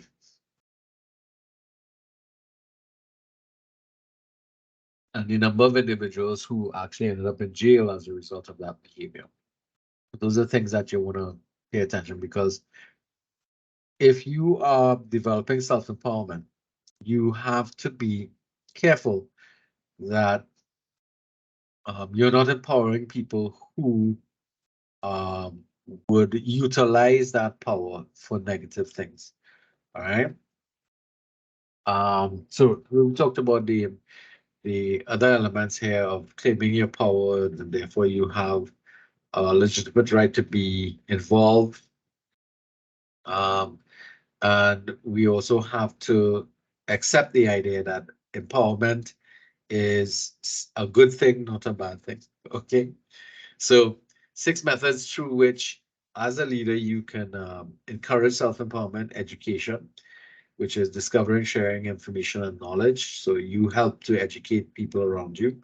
Leading, inspiring, rewarding, directing, which means you lead people into empowerment and inspire them to want to take on those responsibilities. Structuring, which is creating structural factors such as arranging your timetables and making sure that you are taking responsibility and giving yourself opportunities. Providing, making sure other people have the resources necessary to get the things done. Mentoring, advising people to in terms of how to go about doing certain things, how to go about organizing their day, and then of course actualizing it, um, basically doing it. That's those are the 6 steps that I referred to. Valuing empowerment of all members creates a larger group of participants or citizens that take ownership of the activities around us. Consider, for example, we encourage empowerment and citizenship.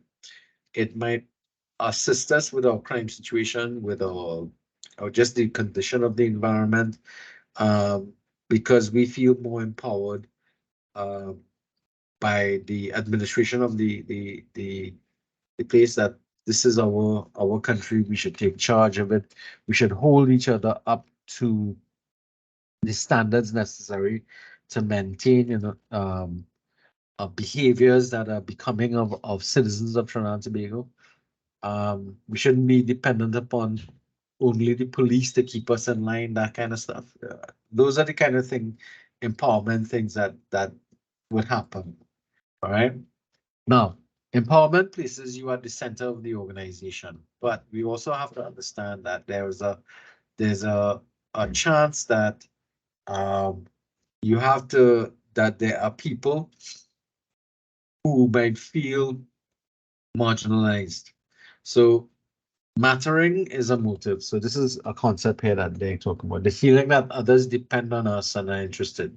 So we want to be sure that everybody feels that they matter in the organization, as opposed to those who feel marginalized. They're people who sit on the margin. And this is something that empowerment can cause, because some people feel empowered, other people don't feel empowered. Those people who don't feel empowered feel as if what they think and what they do doesn't matter.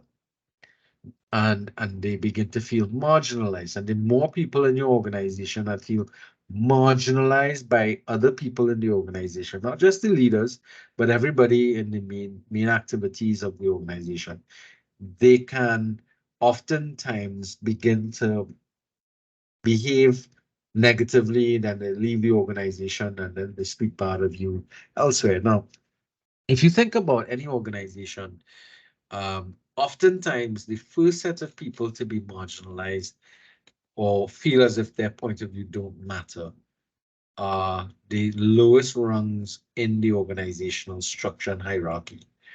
So I've oftentimes seen janitorial staff treated like that in an organization. Oftentimes, the way in which let me just dispense with the allegory and give you a specific. I have seen that faculty members, in a lot of instances, did not like speaking to and interacting with janitorial staff. Why? Because they felt it put them in a different light or put them down, kind of thing. I don't know what the situation is, but they viewed their jobs as being dirty and nasty. But think about it from this perspective. You cannot run an organization without these people, because if you try to do that, then yeah, I mean, think about if the custodial staff where you work or where you go to school, or worse yet, where you live, if people who are doing those jobs stop doing their jobs, what your life will become like. Think about it from that perspective. And then you start to realize that how connected we all are. I never understood that nonsensical response to people in custodial operations and the attitude that you had towards them, because they're just as important as the person, the faculty member in the classroom. You're not any more important than them, because we're all working together towards one objective, towards one goal, one mission, one vision kind of thing. So that's something that we have to pay attention to, that we don't marginalize um, people in the organization, and we make sure that what they do and how they feel as if they matter in the organization. So that was a pretty interesting element that we talk about.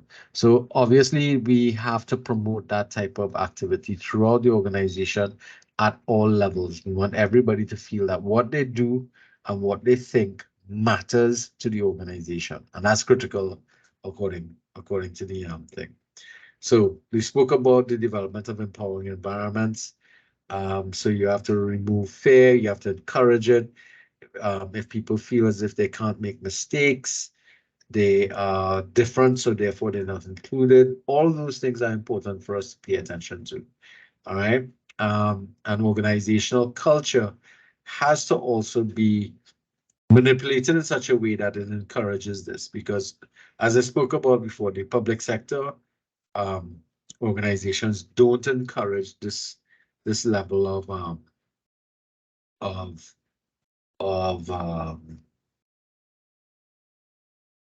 they don't encourage empowerment, because they're trying to negate whatever influence of change that you're trying to put into it, which is one of the reasons why a lot of people feel frustrated in those organizations, right? So empowerment and delegation are not the same thing. So delegation is giving somebody else part of your tasks to do, or your responsibilities. But empowerment is really further than that. And even though you may delegate something to somebody else to do, you are still the responsible for the outcome. So sometimes leaders delegate without empowering, meaning that they give people work to do, but the leader retains a great deal of the power or control when delegating, and participants may feel manipulated, underprepared, unprepared, resentful, or victimized. And this is something that I've seen some leaders do and practice, and that they give somebody else something to do, and then they fail at it, and they realize the reason why they failed is because they weren't given all the information or all the power in order to get what they needed done. So they are manipulated by the leader to look incompetent. And the reason why the leader did something like that is because they wanted to put you in your place. So that's a kind of Machiavellian type of behavior where you give somebody the impression of empowerment and delegation, and you utilize their failure well, you make sure that they fail, and you use that as an example to other people of why they ought to be doing things the way you want them to be done. So kind of weird thing, but it's something that I've seen done, and I've seen the impact of it is to discourage people from ever seeking any form of empowerment. Um, Again, and this is from a short-sighted leader who viewed um, the empowerment of other people as a negative thing, not as a good thing. All right, what am I doing with this here? Empty text. Let's delete this slide.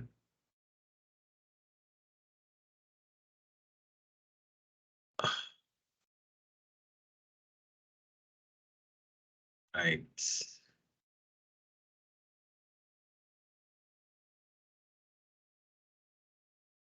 Seven.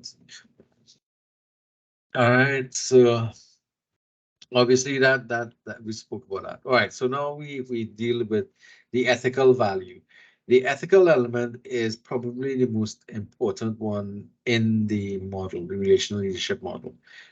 All behaviors are guided by values, and the ethical values are those that are of the highest nature. So we are using the highest possible ethics and moral values. Now, the problem is that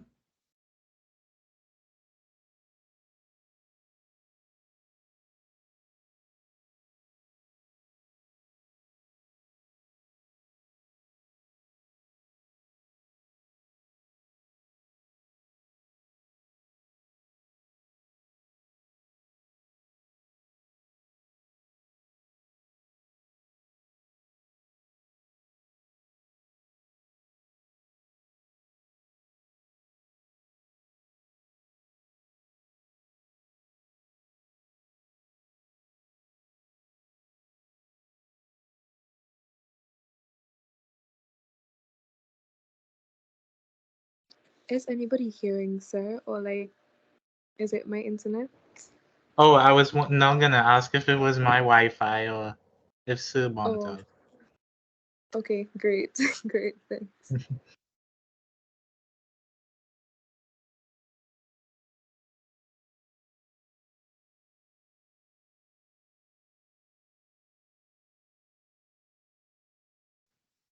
Governing an individual or a professional. Again, the stars. All right, being ethical means conforming to the standards of a given professional group. Any group can set its own ethical standards and then live by them or not. All right, so we have those are ethical standards and whatnot. Those are things that have happened in the past. Any of you all who operate in any field would know that there are ethical values that we all operate. For instance, as students in the college here, you all have a handbook called the Student's Handbook, which gives you your rules. I have to operate under the, we have our own personal HR policies in terms of lecturer conduct and behavior and responsibilities that come out of a wider document from the Ministry of Education or whichever ministry we're associated with, which sits upon other organizational influences. So the values that and standards that we've developed are defined through either written rules and regulations or um, from understood or accepted or established behaviors that govern our overall functions. So for the purpose of this model, ethics will be defined as the rules and standards that govern our behavior. So that's what we're looking at in terms of our case here. So generally, if we accept that the standards and moral values provide direction in our lives, then you know, we're always pointing in the right direction. So the idea is that our moral values and ethics or our ethical values are always going to point us in the right direction of doing the right thing all the time, regardless of circumstance and situation. So in essence, what we're saying in the relational leadership model, that all of our actions are governed by these codes, so that we don't have any sort of variations from the actions that we're talking about. So far, everybody's okay with this, right? Okay, so so at the end of the day, the relational leadership model sits on a bedrock of moral behavior, and this moral behavior, moral leadership, is what we refer to as good leadership, because it means we are consistently behaving in a manner that is governed or within the realm of what perceived to be good. Now, the challenge that we face is where there are issues where what is right and what is wrong are seen as evolving over time, and this is a challenge that leadership is going to have to face, especially this model is going to face, when we start to look at the evolving value structures or morals that exist in our society. So, I mean, we have to think about it from that perspective, because the truth is that as our value structures change, as we understand ourselves more as people and as humans and whatnot, we're going to find our moral values going to be changing. Generally, moral values don't flip-flop very quickly, which is a good thing, but they have gradual changes over time as we understand more and more about society and we understand more and more about ourselves. It begins to change. So generally, ethical values stay relatively consistent throughout large periods of time when they're and they're gradual changes. So we have to understand that if we look back in a retrospective manner, we look backwards, we can see some of the moral values evolving over time, changing over time, when we look at it from historical points of view. But when we speak to what we're looking at now, we can see that there are pressures in society for moral values to move in one direction or another. And that in itself becomes an issue that as a leader you're going to have to face, because as we grapple with those day-to-day struggles of what is right and wrong, we have to take into consideration what is morally acceptable as opposed to what is not morally acceptable, but what is right. So there's an issue. So there's a variation between moral values, of which we expect all of them to be good, but there are also moral values that or behaviors that are not necessarily correct. So there's some gray areas, all right? Why do I keep on getting this? Okay, I think I know what's going on. On the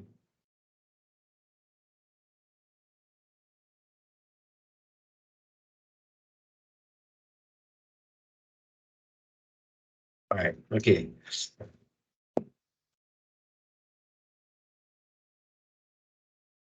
All right, I think this where were we?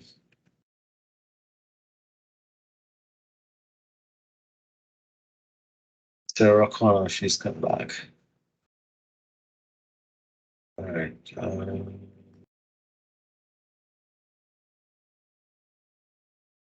right, I think we did all of this already. Students, professions, okay, moral values common. Right, good or bad. Philosophies of leaderships. All right, so our philosophy of leadership is values driven, meaning that our model here, the relational leadership model, sits upon this values driven thing. So it's important that as leaders, we have good values. So, you have to put that in the context of what I was just speaking about in terms of the malleable nature of values over long periods of time, as we have change taking place in society. So again, it's not cast in stone, but it's not as flexible as like water running over things. All right.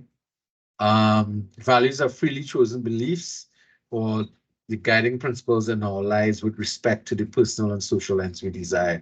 So some really interesting, simply stated, values are our personal beliefs. That's what we want to talk about. There's much disagreement in literature about whether leadership is value neutral or values driven. It is safe to say that most people expect leaders to do the right thing. It is important for leaders to be upright, honest, ethical in their dealings. Unfortunately, few of us believe that our leaders exhibit these qualities, especially in the government. I mean, this is one of the things that I find absolutely hypocritical in our society, that we expect our leaders to behave in a certain manner, but we're so willing to excuse government leaders from stealing and cheating and accepting bribes and that kind of. Why do we do that? If we expect our leaders in society to behave in ethical ways, why is it that we're so willing to accept these this disregard of these ethical values in government officials? I don't understand that at all. It doesn't. I have no respect for somebody who's doing that. What's happening in this corner? All right. As leaders and citizens, our challenge today is to close the gap between our expectations of ethical leadership and the reality of frequent breaches of ethical conduct by our leaders. We need bold, courageous leadership. Leadership that is by word and deed ethical and moral. So this is a huge challenge, and it's one of the reasons why this model came up, because this model arose during a period in time where a lot of people in leadership positions were proving themselves to be unethical in their behavior.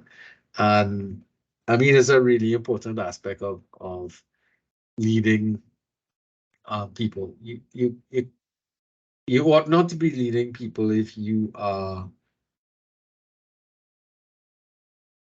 bereft of ethical values. It's ridiculous to be, trying to. It's sort of like, do as I say, not as I do kind of behavior, which is nonsensical. You can't.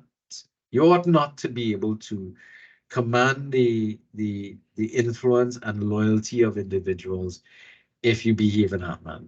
You can't, and this has to be ethical in all walks of life, in your private life as well as your public life. It can't be it can't be just one or the other, and it's one of the reasons why I have a sort of ambivalence to the types of leaders that I see in our society, because I see them as oftentimes doing things that are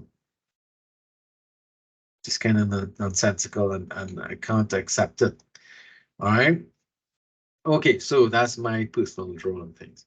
So again, the whole concept sits upon high levels of ethical values and ethical beliefs. So it's the same thing that we're going to be speaking about over and over again. So we want to, avoid hypocrisy.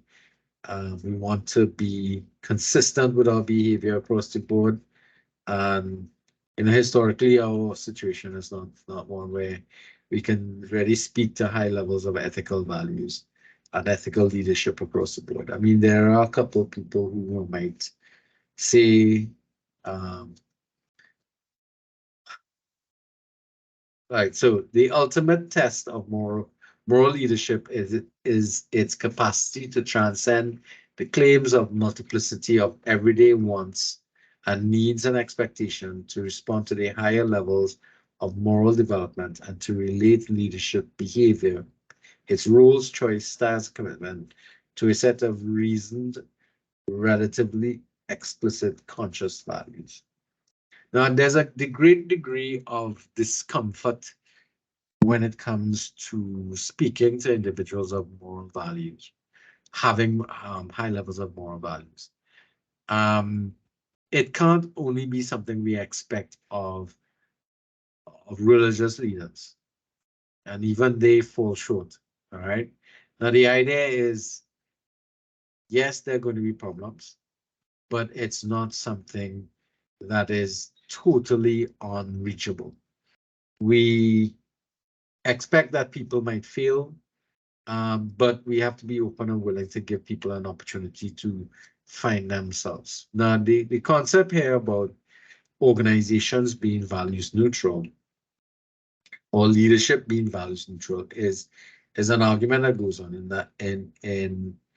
that organizations believe that they need to have neutral values in order not to prejudge people. But with neutral values, you run the risk of having immoral or immoral activities taking place. And leadership, therefore, needs to be values driven. The problem is what values and what are the moral values that we're talking about, that we are trying to hold to. And that's the thing that we have to pay attention to. So this is why you have to lead by example. What are you standing for? What are those most important things to you? And how willing are you going to be to advance that concept or idea, as opposed to doing the right thing? And can you tell the difference between the two? These are some questions that you have to think about. What do you stand for? And how far are you willing to go to advance the common good or to do the right thing? Because there can be a diversion between the common good and the right thing in your face, in your decision making. Because, as I said before, the right thing is not necessarily going to be the best thing for everybody. So those are seriously interesting questions that you have to deal with. All right, so one of the practices is modeling the way or practicing what one preaches. So as leaders, you have to really think about what you say and what you do. So leading by example is an important thing, and we hear this with parents and people all the time, right? So like this quotation here, what you do speaks so loudly that I cannot hear what you say. It implies an even greater emphasis on the importance of values being congruent with your actions. So your behaviors actually tell more about what you believe than what you say. That's the essence of what we say. Leading by example, therefore, is going to be that really critical thing. And therefore, oftentimes we're going to find that leaders will not perform according to what they do. Some leaders fail, and are we willing to give them opportunities to come back up? Sometimes no. Some people just don't want leaders who have failed, but we don't give them a second chance, and that's something we have to really think towards in terms of that. All right. It takes courage and fearlessness to stand among your peers and advocate a decision that is right yet unpopular. Wow, that's an interesting statement, because that is also part of being ethical. Because if your standards, so as opposed to falling short of your standards, one of the things that comes up is that oftentimes our value structures requires that we do things that are not popular, but that are correct. All right, once we're holding to that value structure. Okay, so these are the ethical question is, I can't really, you all have 2 chapters that I have to present on that topic of the ethical values and the fact that we have to lead by them. And of course, we have had lots of examples where leaders in positions have, not acted according to the values that we would like to see. There are numerous accounts of local and international leaders who have been caught embezzling, putting humans at risk for the sake of profits, hiding the truth, taking advantage of people. Leading with integrity is not a neat and tidy process, yet it's probably the driving force that allows leaders to continue in their capacity. That is a really important thing. So the last aspect is about here that we want to look at is leadership is a process. So the process refers to how we go about being a group, remaining a group, and accomplishing our group functions. So here it speaks to a lot the wider thing about being a leader and how we maintain that leadership activity. So it refers to the recruitment and involvement of members and how the groups make decisions and how groups handle the task related to its mission and vision. So the process that we keep on speaking about is that all aspects of that we spoke about before in terms of purpose, inclusivity, empowerment. What was the next one? We're on 95. Oh, I'll grab this. Go up here. Nope, that's not it. Pretty early. Here we go. All right. It's purpose, empowerment, inclusivity, and ethical values. That process involves how we are running things and how we continue to make it process oriented. Okay, because if we approach things in a process orientation, then it means we are likely to be able to get repeatable actions or repeatable outcomes. That's something that we have to be looking at. When groups design and implement ethical, inclusive, empowering processes that further further a shared purpose, they can trust the process to take them through difficult times, resolve ambiguous tasks, and be assured that together they will be better than they might have been individually. So it's not only that we want repeatable actions, but we also want to be able to handle problematic issues that come up. Too often processes devalue the people involved by being highly controlled, valuing wins at all costs, excluding or shutting out those who have an interest in change, or expecting everyone to think and act alike is unlikely. So what they're really talking about here is that our approach to the relational leadership activity has to be process driven.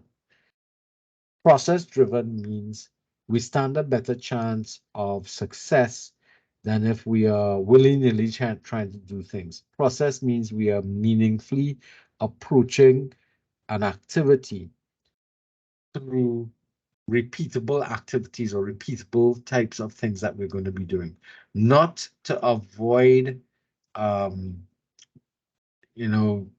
having problems, but to be able to treat with those problems in a manner that allows for greater success. So we need to see plans, standards, organizational charts, not as objects to complete, but as processes to enable a group to clarify its intent and strengthen its connections to new people and new information. So process-oriented environments, lend itself to, well, now some people don't like process-oriented environments because they view it as being a bit mechanical, because it's almost as if, you repeat, rinse, repeat situation that we kind of find ourselves running. This situation is not so clear-cut because in order to be more successful in developing both relational leaders and relational organizations with effective followers, you need to be approaching these things in a process orientation, because the stages and the areas of development remain the same. We always need to be running through that process to increase our probability of success in trying to get these things done. Several key processes are essential to relational leadership. These processes include collaboration, reflection, feedback, civil confrontation, community building, and a level of profound understanding called meaning making. So these processes make up the activities needed for the development of effective leaders. So each one of these activities are parts of processes that we have to put in place to be able to be empowering, to be ethical, and to be inclusive. So in order for us to achieve our goals, right? So that's where the objectives are looking at. Being process-oriented means that participants and groups as a whole are conscious of their process. They are reflective, challenging, collaborative, and caring. So again, you have to approach all aspects of activities in a process orientation. And, being aware that not everybody likes or works well in process oriented, but it means that we have to encourage each other to be able to be process oriented. So when participants focus on the process of group life, for example, they're forced to ask, why do we do the things this way? And how could we be more effective? Now, oftentimes, when we approach, like if you join a new organization, you might meet a process. And as a junior member of the staff or a member of the organization, you might say, well, why are we doing it this way? Is there a more effective way? But the problem is that if the bureaucracy that exists or the culture that exists in the organization doesn't allow for those kind of questions of questioning process, then there's a block there, a barrier to saying, okay, no, we don't necessarily have to do it this way. We can do it in a more efficient manner, especially in our situation where technology is evolving very rapidly. We also always have to ask that question: can we do this better? Is there new technology that can make the process that we're utilizing better, or is it just going to damage things? All right. So This is something that we have to be paying attention to all the time. Cooperation and collaboration. Competition is something that seems to be built into our psyche. We always look at competition as supposedly bringing out the best. In fact, a lot of people always look at the adversarial nature of how things are set up that drives us to excellence. Now, there may be some truth to that, but is there an alternative? So they talk about the adversarial legal system, how sports teams or sports is we're taught you're pitting people against each other or teams against each other. The free market economy, for those of you who are familiar with that, even our system of government is adversarial in nature. Competition supposed to drive us to levels of competency and excellence. Can we imagine a different environment? Oh, crap. I keep on hitting the wrong thing there. Sorry. So researchers concluded that cooperation is superior to competition in promoting achievement and productivity. Now, for those people who believe in the free market system, they're going to have problems with this because they view competition as superior to cooperation, because competition drives the individual to excellence, whereas cooperation smacks too much of cooperative communal activity, which unfortunately, based upon how the history of our philosophies have developed, sounds too much like communism, and there's this huge suspicion that communism doesn't work. Free market structures are the better, and so you have this age-old argument that comes across the board. So where you sit in terms of that is also going to affect your willingness to accept a program like this or leadership thing. They further distinguish the strong benefits of cooperation in the internal functioning of the group from the incentives when competing with other external groups. So again, the issue of cooperation versus competition is going to be one that we're going to be looking at.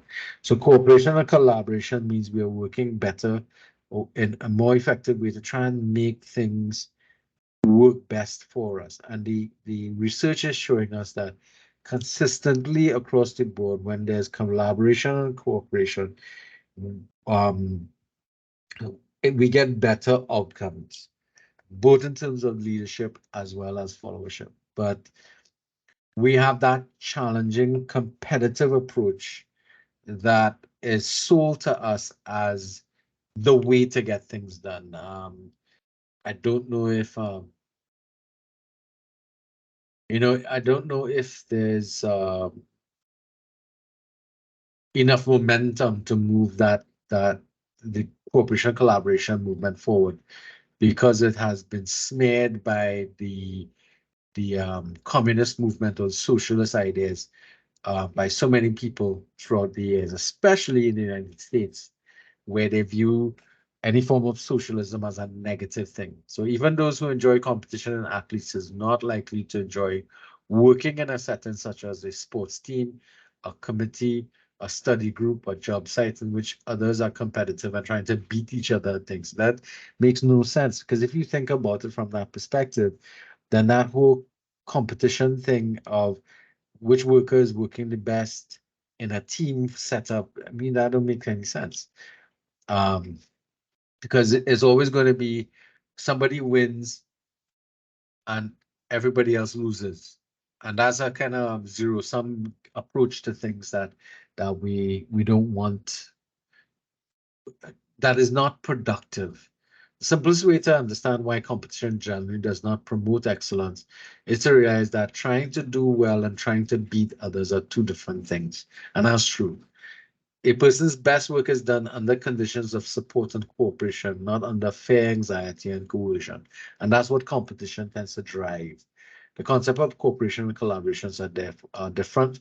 Collaboration is more than simply sharing knowledge and information, it's communication, more than a relationship that helps each party achieve its own goals, which is cooperation and coordination.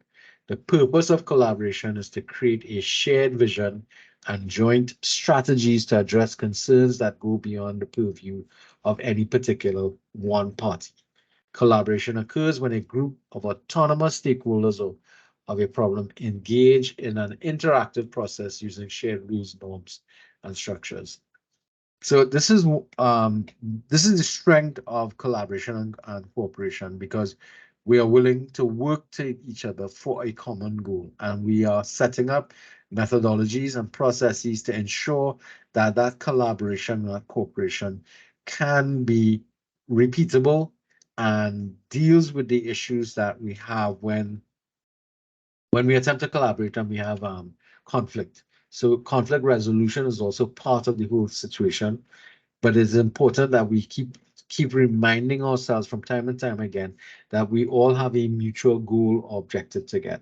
When there are competitive issues seeping into this, it lends itself to people who are willing to sabotage others and sabotage this process in order to get themselves ahead. So again, sitting at the base of this now is the ethical value of fairness, the ethical value of I am doing things for the betterment of everybody, not just myself. So selfishness is not something that relational leadership is about. It's about sharing. It's about the belief that we will get collectively in a better place if we work together to move towards that type of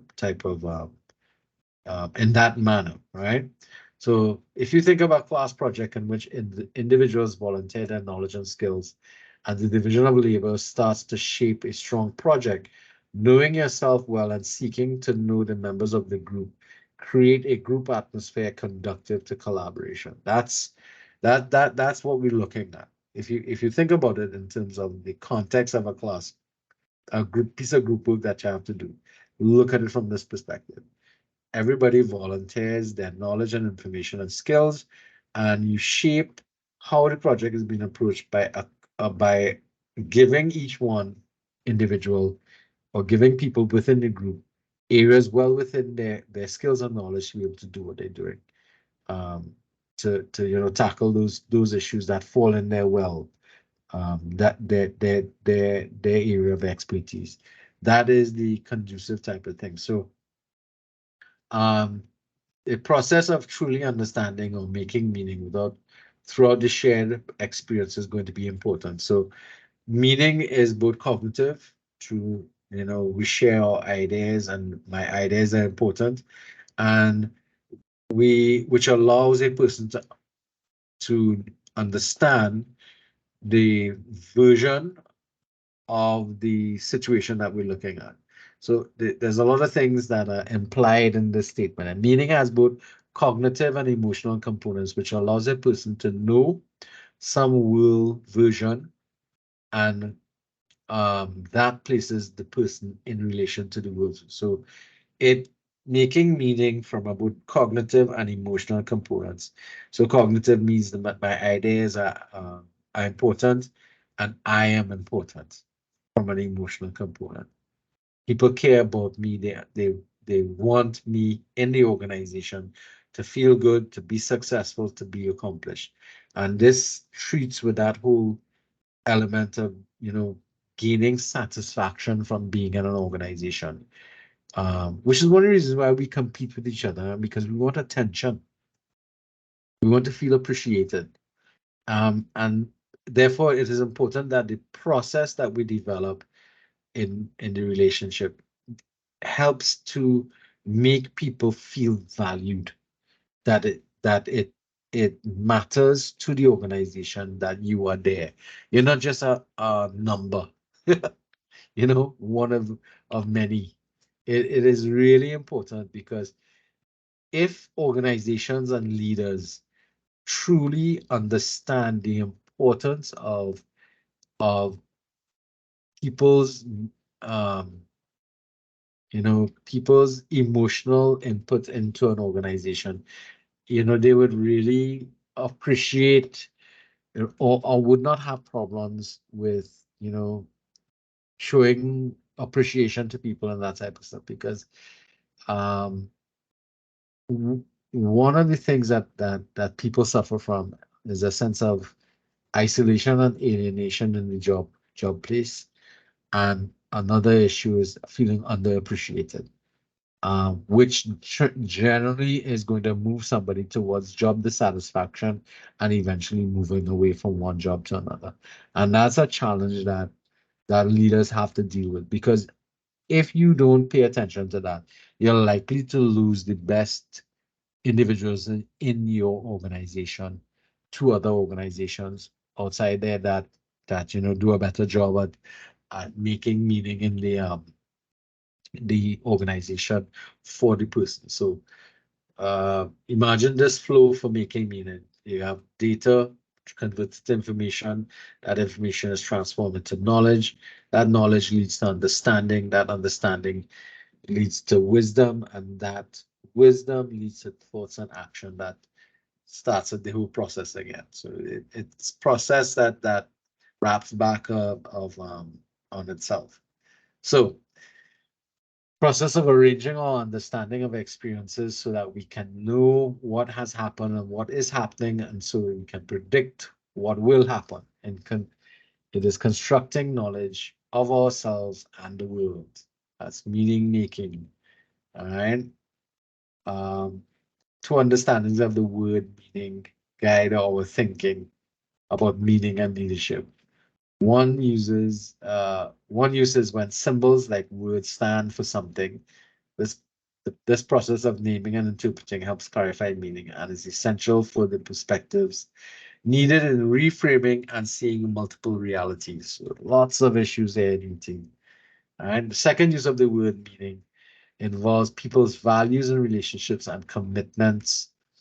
People want to matter to lead lives of meaning. So this is the two aspects: the knowledge aspect or the information aspect versus the emotional aspect. So this just sort of develops that whole concept. So when we say we want the process to be meaning making, we want it not only to explain the information that we're talking about, all right, but we also want it to be of value to us in that sense. So process and emotion, all right? So when it is of value, one can make a commitment, find personal purpose, and risk personal involvement. It matters, it has meaning. So mattering and meaning. So we talked about that before. In contrast, if something is meaningless or of no value, then it does not engage our emotional commitment, and it doesn't build our commitment at all. It doesn't move. However, we should be careful not to judge too quickly. Sometimes important matters may seem to be of no value. It's clear that two understandings of the word meaning guide our thinking about meaning and leadership. That's very interesting perspective there about meaning making. All right. So again, here we're talking about a circumstance where we have to be able to make meaningful connections to what we're doing in the organization. If it doesn't mean anything, we're not going to be committed. We are going to, not really care about the situation. So it has to mean something in a logical point of view, but it also has to mean something to me as an individual, you as a leader, people as followers. They want to please some level of commitment to the situation that we're talking about them. So reflection and contemplation is one of the most important processes that we can utilize in order to help make meaning and to help make the whole process make sense.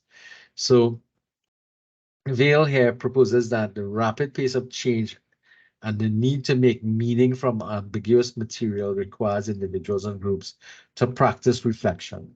Reflection is a process of pausing, stepping back from the action and asking, what is happening? Why is this happening?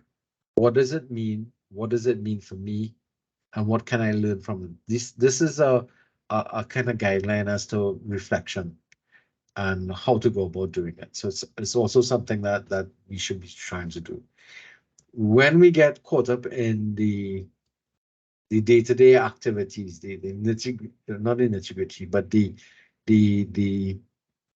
rush and the drama of the day-to-day activities, we don't give ourselves the time to think about those questions. And that creates a problem, because if sufficient time passes where lots and lots of things are just happening and over again, you're not seeing the bigger picture. You're not seeing the issues that may be blatantly there, because you haven't taken the opportunity to reflect and think about or cogitate on the situation that is going on. What ends up happening is that we tend to be very superficial in our behavior, and what we want people to do is to, both as leaders and followers, to delve a little deeper, not a little, but deeply into the activities, our behaviors, and what we're doing, to be able to ascertain what is working, and therefore we should continue, what is not working and needs attention to an adjustment, to make our own critical assessment of things. So the purpose and functionality of reflection and contemplation is really important, and it's something we oftentimes fail to do as individuals and as organizations, both in the capacity of leadership and followership. So when group members have time to reflect, they can see more clearly what is essential in themselves and others. All right, so it's not only about what you're doing, how you're doing it, but how am I and how are other people behaving in the context. Reflected thinking should be metacognitive. Metacognitive is thinking about one's thinking now, thinking about one's thinking, considered essential for effective learning and problem solving. So you have to think about how you're thinking. That's basically what it's saying. Why am I thinking this way? So you're thinking about why are you behaving the way you are behaving, and this is it sounds circular in nature, but it is, you know, you have to think about why you're thinking in a particular manner, because if you don't understand why you're thinking in this way, then you're unlikely to be able to effect some degree of change, which is if especially the way you're thinking about something is wrong or is not effective in terms of dealing with it, then you can't quite clarify how you're going to be able to make a change that is going to be meaningful. Reflection can be accomplished when a group intentionally discusses it. Reflection is obviously something that we ought to be doing, but it is difficult and oftentimes very painful. Good organizations utilize processes to assist with reflection. So sometimes it might be, so at the end of a period, you have to write a report, and you have to pull all your GTs together, and you have to reflect on what's going on. That's also one of the things, for instance, as teachers, when we are assimilating your marks and scores and putting it up online, we are supposed to be reflecting on what's happening there as well. When we ask you all to do the, those student evaluations, that's a form of reflection and contemplation that we're asking you to do after you've completed classes, or, near the end of the class. You have enough information and experience to kind of reflect and contemplate. These are built-in opportunities for reflection, which we oftentimes tend to ignore. How many of you all have ever done those end of class assessments? Do you all do them at all? Has anybody here done them? Give me a show of hands if you can. All right, let's see a few. That's good. I would encourage you all to do it, because it's part of that reflection and contemplation thing. Because it doesn't only reflect on the lecturer, though it has an impact on it, I'll let you know. It's part of our evaluation packages for effectiveness, and it is part of my performance appraisal. All right. Yes, Krishma, you wanted to ask something? See your hand still up, Ms. Das? No? Okay. All right. But the whole point about it is often a time that although you are evaluating the lecturer, you should also be thinking about what did you do that helped to make that move forward. All right.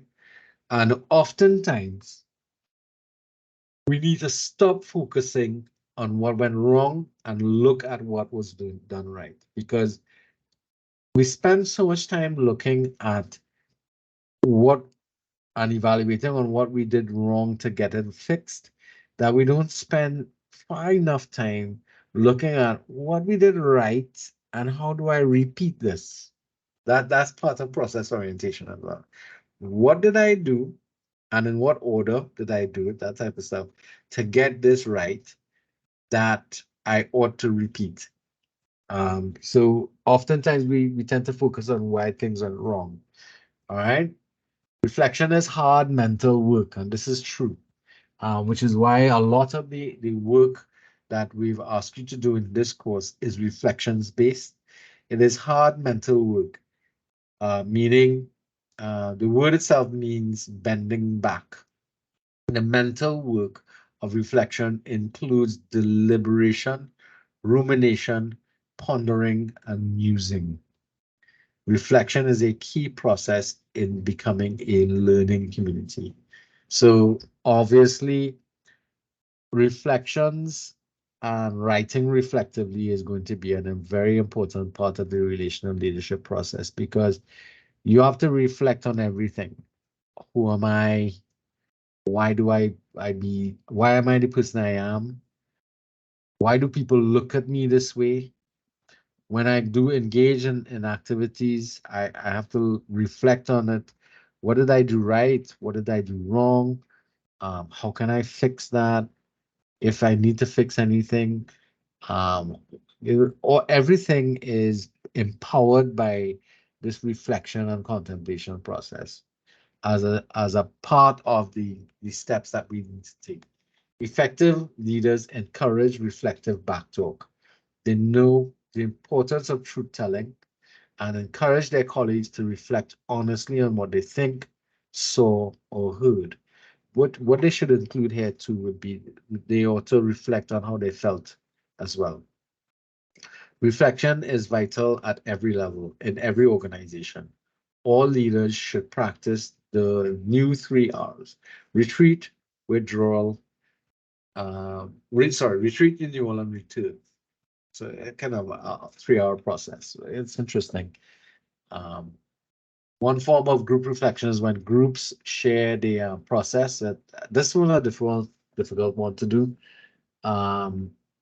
Groups should take time to write about what they liked and what they didn't like and that kind of stuff. So that we used to do this kind of stuff before as organization, but it's not as popular anymore. But there's a serious power in group reflection as well. Something we ought to try and like share. One of the things that we do, especially, and it's better in an informal situation, ask the question next time you're in a group meeting of friends, what's the worst thing you did in the last 6 months? What's the best thing you did in the last 6 months? And that's an interesting conversation to have with significant people around you. In terms of like our context, it's a nice question to ask among your teachers or lecturers in a staff meeting might be, think about the best experience you had in your class and think about the worst experience you've had in your class in the last semester. And you could think about it from a student perspective. What's the best and the worst? And then there are obviously things in between that you can look at. That begins that reflection process. But then I would encourage you at the end of this semester or coming close to the end of the semester, think about your last semester, or you think about the semester and think about what went good. Or at some point in time, think about your last semester and start to evaluate from that perspective. Best, worst, what I liked the most, where I felt the most value, that type of stuff.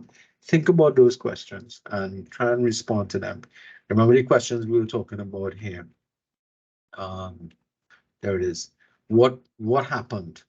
Why is this happening? What does it mean? What does it mean for you? And what could you learn from that? Those are the things that I would like you to, try and see what's going on. All right, contemplation is a film. So we spoke about this. Contemplation. I go too far. Reflection is also useful to keep, keep groups on track. A group might intentionally review its goals and missions in the middle of the year and discuss, so mid-year reviews, that type of stuff.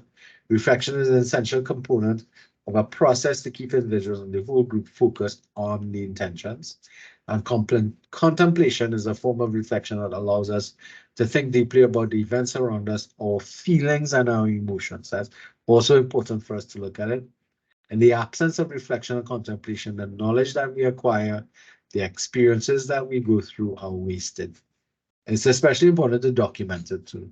Reflective practices allow us to think about what is occurring around us and to us, and then to make meaning from those experiences. So if you don't document them soon enough to capture the value from them, you're going to lose it.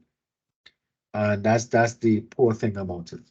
All right, so in this relational leadership model, you will acquire many leadership skills over time.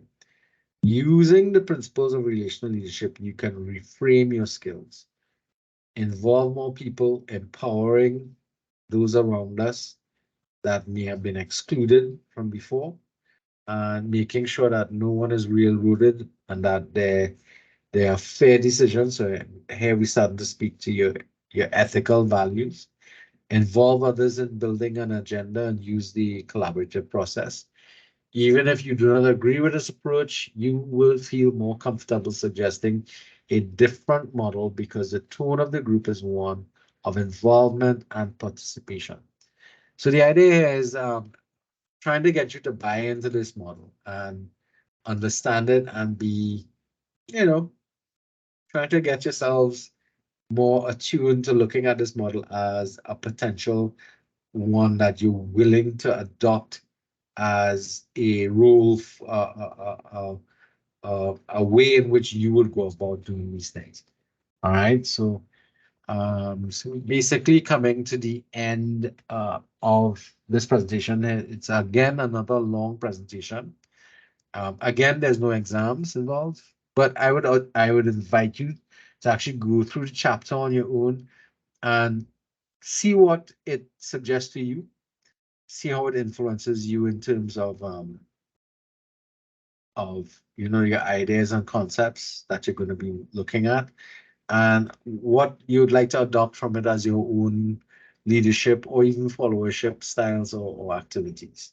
Now, you guys have your chapter presentations coming up as of next week, and I know that some of you may basically we're going to see how those come along, but I wish you all well in terms of getting that sorted out and having a successful presentation moving forward. Again, what I said before, y'all have any questions you want to ask about this? I would suggest, as I said, to go through the chapter on your own when you're not pressured, so that you can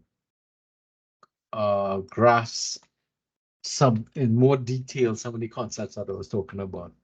All right, everybody's okay for now? Any questions anybody wants to ask for clarification? No, yes, maybe. All right, no questions. All right, I'm going to stop the recording.